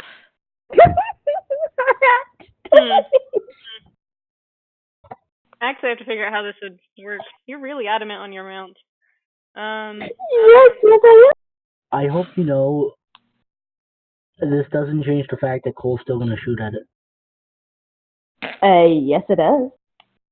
Because if I That's up to successfully Cole. animal handle it, then we're out of initiative. That's up to Cole if he wants to shoot at it or not. And he does because he actually does have an in-character reason to do it too. Because you saw how the last one went. Here is the upsetting bit about that roll. It is considered an evil creature. So it will not listen to you as anything other than an evil-aligned entity. It does listen to you and calm down, but only because it has no other choice. But you do not have control over it. If you let go, there's a good chance that it will bite and swing at you again. Right now, you have it I'm not letting it go until it submits completely. It is considered evil, and by its nature, it will not listen to anything that is good or neutral. Ergo, you're not getting that submission. It is only currently looking around, waiting, as if waiting for something to happen, but it's currently not moving and is more or less bleeding out because it's low on health. Whose turn is it? It is currently the beast's turn, and it is going to try and kick you off as part of its saving throw. What do I roll to contest? You can roll another strength contest, and I rolled a 17. Well, shit. I rolled a 15. You try and... Wait, that's 15 before my my plus 3 to strength modifier. I forgot to add my modifier. So you got an 18? I think. Yeah. 15 Did plus 3 is 18 as far as my sources say. Shush.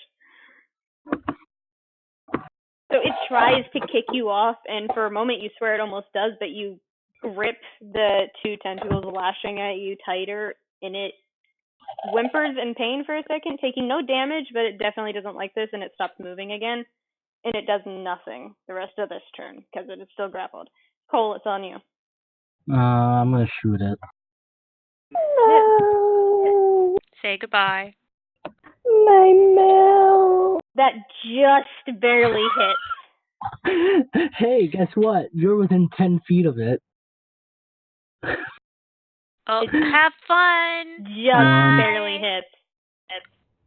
4d6 plus By the way, 1d6. I want you to understand the size difference between Niminue and this monstrosity. It is categorized as a large monstrosity. It is big.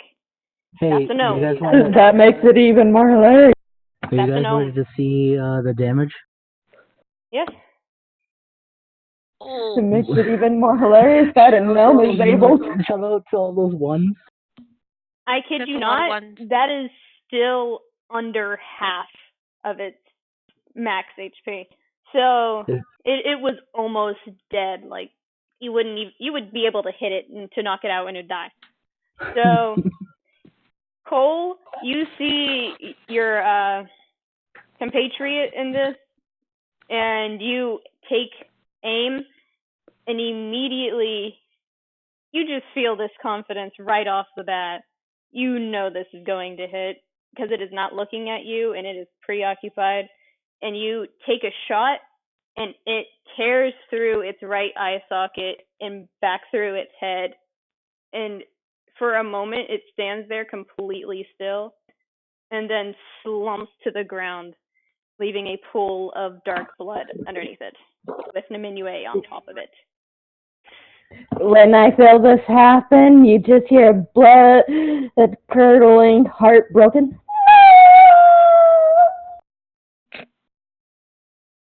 And Cole's just like, I don't know what you expected. It wouldn't have listened to you. It's so sad though. You're considered out of combat. Okay, Cole's gonna quickly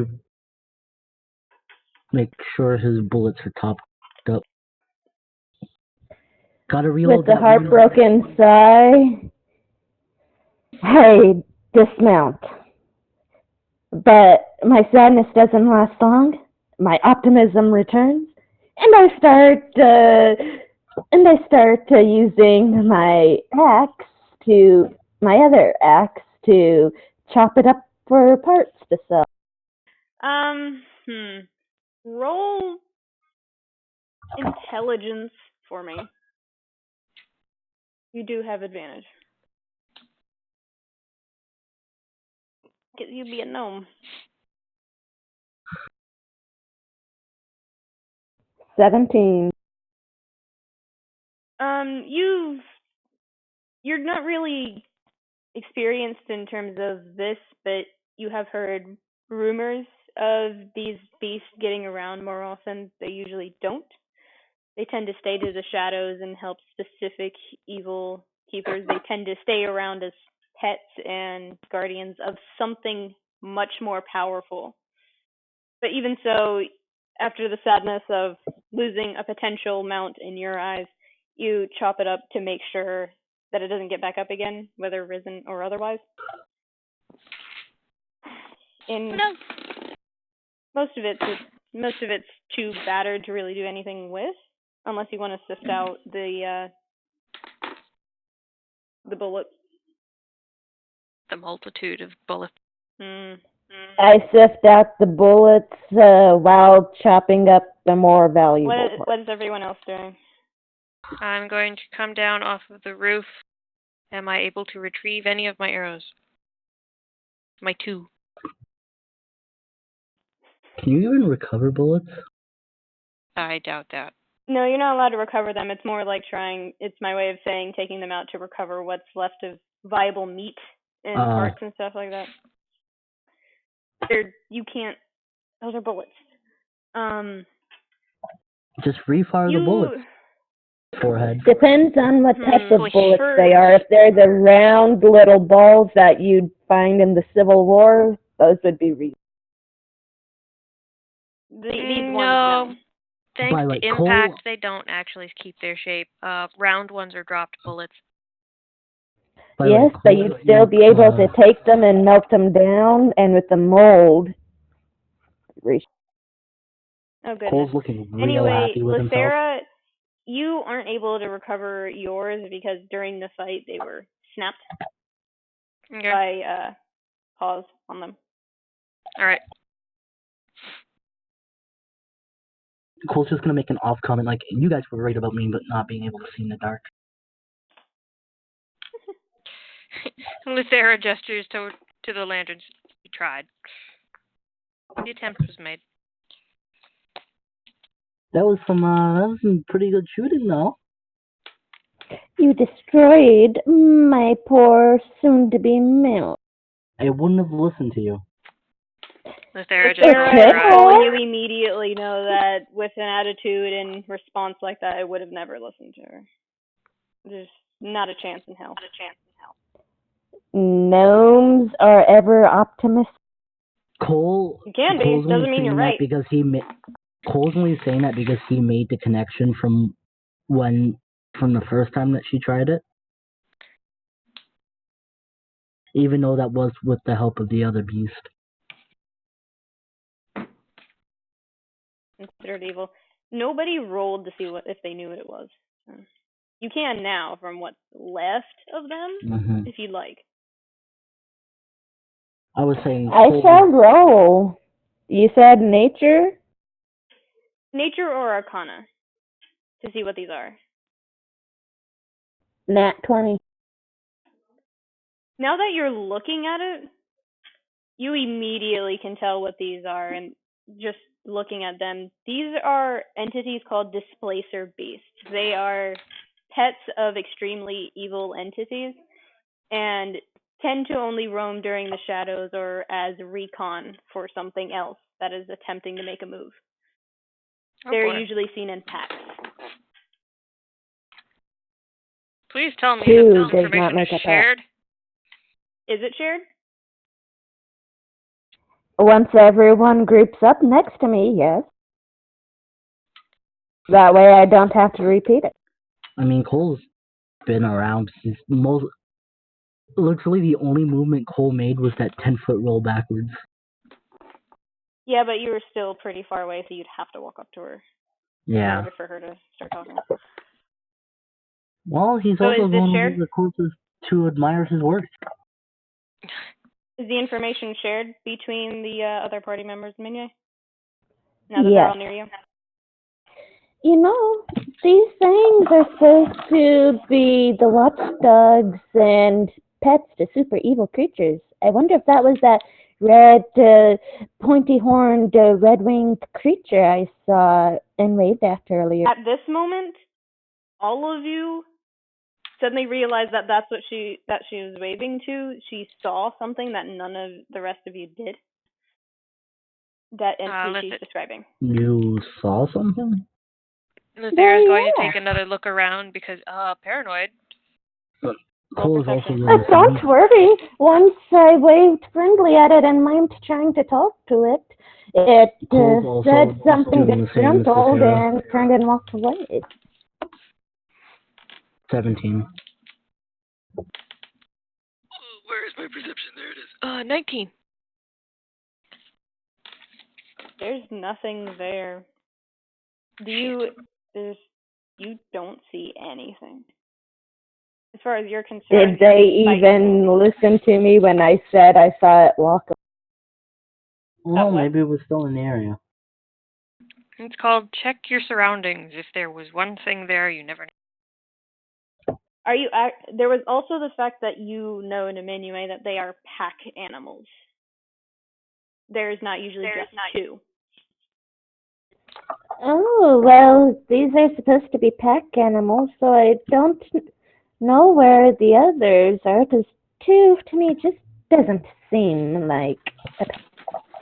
Well, if you said there was a figure, maybe he was the one in charge of them. For the hell of it, everybody roll religion. Religion. Cleric should be good at this. Yeah, 5. I should be good for this. A solid 5. 12. I'm kind of 15. proud of it. Can you blame Cole for getting that low overall? Not really. I get a 16. There's not that much better.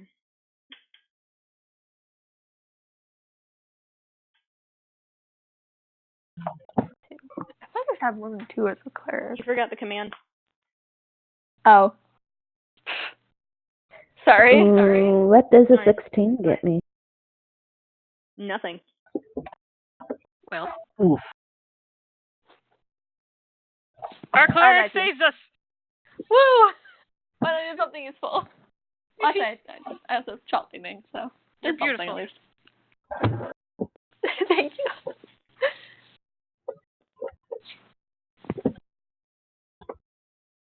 Actually, now that I'm looking at it, yeah, it would get you something. Niminue, as you're thinking about what you saw, you realize that this was fiendish in origin, but since it happened so quickly within the span of maybe 12 seconds, you didn't have enough time to look any further. But you, Raiann, you hear the description of what Niminue saw, and immediately you blurt out the answer as soon as you recall it. What she saw was a cambion, a follower to a demonic leader, keeping watch over the battle.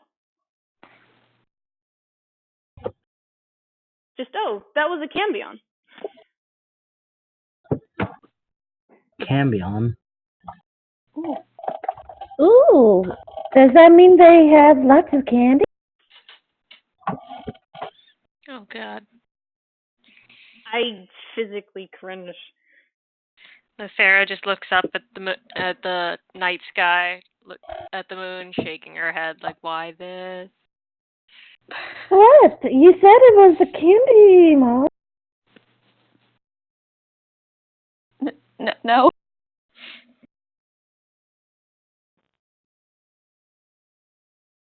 That can't possibly be good, however. That would explain the fiend presence. Yes, It would. fiend. Though why a fiend would have candy, I don't know.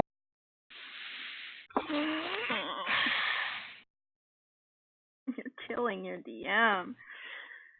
Good. Terrible.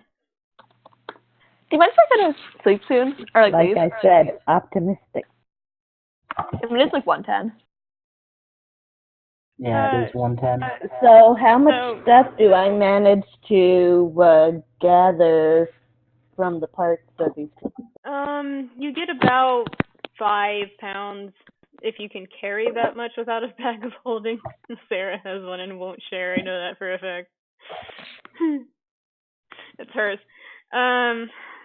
You can carry about 5 pounds if you want to of flesh from this, but it shifts and moves in your hands without you really doing anything to incite it. It's kind of hard to hold on to. I shove it into my explorer's pack. Okay. It's still meat. Please keep in mind it's meat and it will rot if you don't do something about it. But for now, it's fine. For now. Did I manage to get any of its claws or teeth? Or possibly its...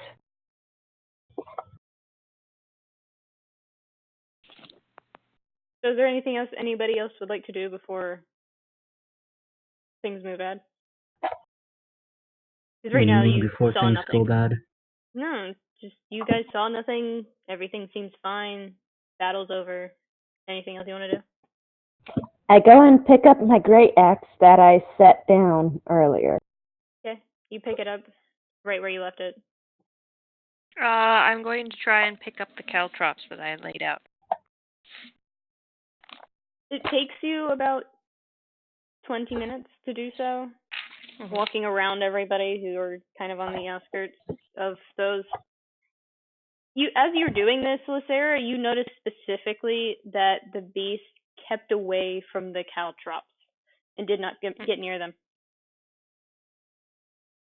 Interesting. I make sure I take my great axe and I go over and chop the head off.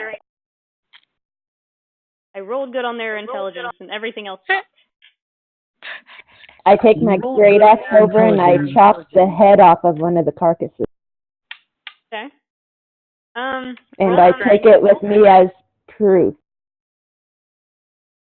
You'll have to do that carefully because there are Roll strength. 23. Oh my goodness. You It's rolled easy good enough on for the you, intelligence. and almost reflexively, like putting electricity to a frog leg, the tentacles on the back of it twitch almost as if to react to a stimulus, but fall limp again as you cut off the head, and it rolls a little bit. I pick up the head and start trudging with it back to that nervous man from. It is currently the middle of the night. I don't care. I'm trudging back. Is everyone following suit? No. I'm going to turn and head back towards the tavern. So you're going back in towards the kingdom? Cole is going to follow Lithera. Lithera, because fuck Ellen names. Lithera, what's the difference? How dare. Elves. Don't say that to Lithera. How dare. I thought it was Raiann, are you headed Lithera. back? Raiann follows them, I guess. So we'll start with Niminue first to try and wrap this up a little quick because we're pushing 4 hours. So Niminue, you knock on the door and it takes about 5 minutes. The others are already headed back towards the tavern to presumably rest up and just relax from what they just did. And it takes 5 minutes before slowly the door opens and that same bleary-eyed person is standing there, no longer having the mark on his face, but he does see you and then registers that it's you and stands up straight, dusting himself off, trying to make himself more presentable. Yes? How can I help you for? Well, I just wanted to let you know before I head back to the tavern. And at this point, I hold up the monstrosity's head as high up as I can He get. jumps back like a full 5 feet and actually yelps, and he is wide awake now. We took care of your problem. It wasn't wolves. He has his hands up defensively as if to protect himself from whatever might happen, like it's a Medusa head or something. And it's just like, okay, you can have it. I don't want it anywhere near the house. I was just bringing it to show to prove. Okay, thank you. That's Isn't great. it always proper to show the person who gives us the quest the proof? That would be my father. He's not here. He should be back tomorrow if you want to give him proof. Please leave it outside. He looks like he's trying to quickly get back inside and hide from this. Well, before you go, and I point off to the direction that the rest of the bodies were. The rest of the body plus the extra one that was with it is off that way for your father to see when he gets back. He looks uncomfortable, but nods slowly and just, I'll take care of it in the morning. Okay. Oh, and next time, please be careful. You don't want to get more slaps from the ladies. And with that, I head back to you. Before you fully turn, you actually see out of the corner of your eye him reach out and do the expression of, hey, wait, but he says nothing. And then just slowly closes the door in that sheepish manner of, like, you know when someone has been beaten kind of thing. And just like, oh, well, I'm going to shut up. And closes the door. So the other three of you, Cole and Lithera, you actually see, as you're leaving the town initially, Natali is standing outside one of the areas talking to someone who's starting to look a little bleary-eyed and ready to fall asleep where they stand. And she's apologizing to them, and they close the door, and she starts headed back in a different direction, but still towards the main gate to lead towards the tavern, I assume.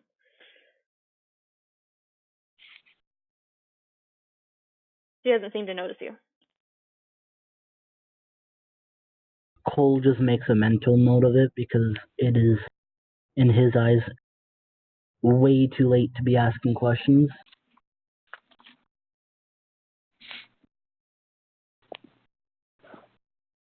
After a moment, she pauses, takes out a book from her satchel, and opens it to write something down for about a minute and a half, closes it, and puts everything back and walks again. As if like, oh right, I forgot to do something kind of gesture.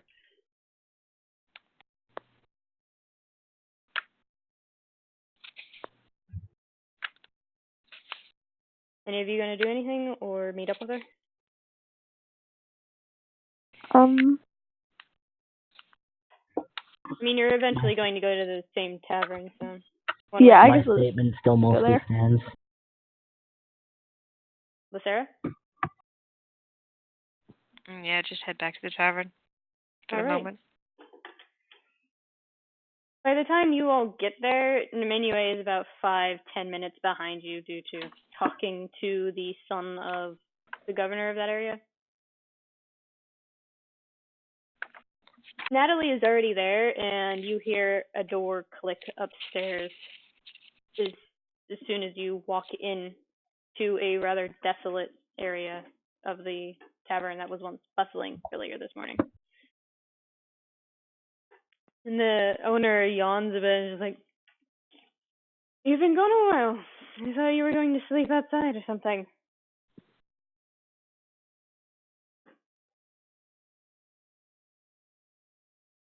"Your friend just went up, if you want to join her."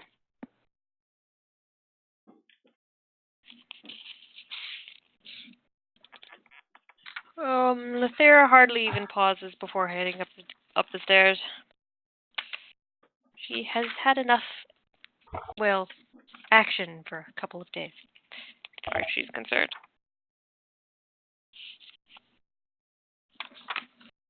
Cole's following up the stairs mostly.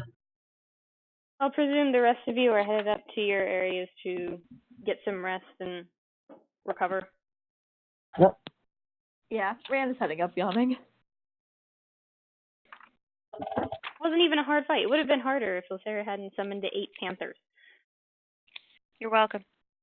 It was just like, these are mine, can't have. Probably also would have been harder if I didn't do a million damage, honestly. That would have also helped if you didn't roll 2 nat 20s. You're right. In the same turn. That was good. That was beautiful. That was gorgeous, and I love you, babe. But goddamn, I didn't really make it to be hard to begin with. But I'm just pleasantly surprised that a small little gnome managed to outstrength a large beast. Raised by dwarves, man. I'm just surprised that Cole's damage when he gets the cheap shot is like... Get this wrapped up and we can talk about the nonsense, okay? Yeah. So all of you head up to your rooms for the night, and Lithera, as you're turning in, you notice that the window there is a raven standing there, and it caws at you as soon as you close the door. Lithera sighs, locks the door, and turns towards the window, walking over and opening it, letting the raven in. It decidedly flies in and lands directly on your right shoulder. And it just looks at you curiously.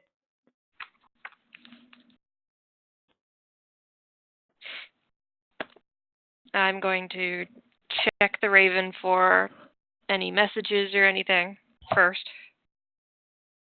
It's not all that hard. It is holding a small scroll in its beak.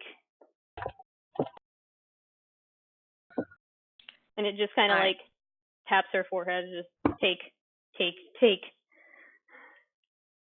Lithera sighs, holds a hand out for the scroll. It leans over and drops the small scroll into her hand. Thank you. She opens it to read. Caws as a response to the thank you.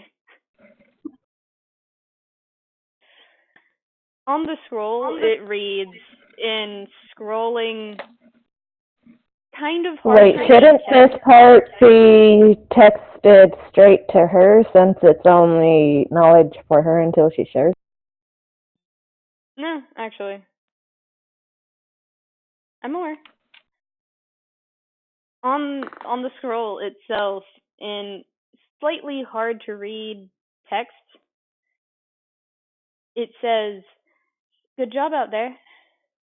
You were a lot nicer than you said you would be," and it ends.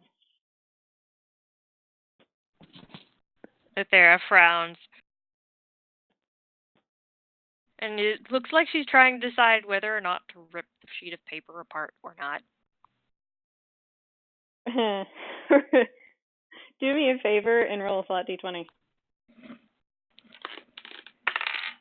19. You recognize this style of talking. It is not from one of your employers. It is from someone underneath them. Someone that you've met.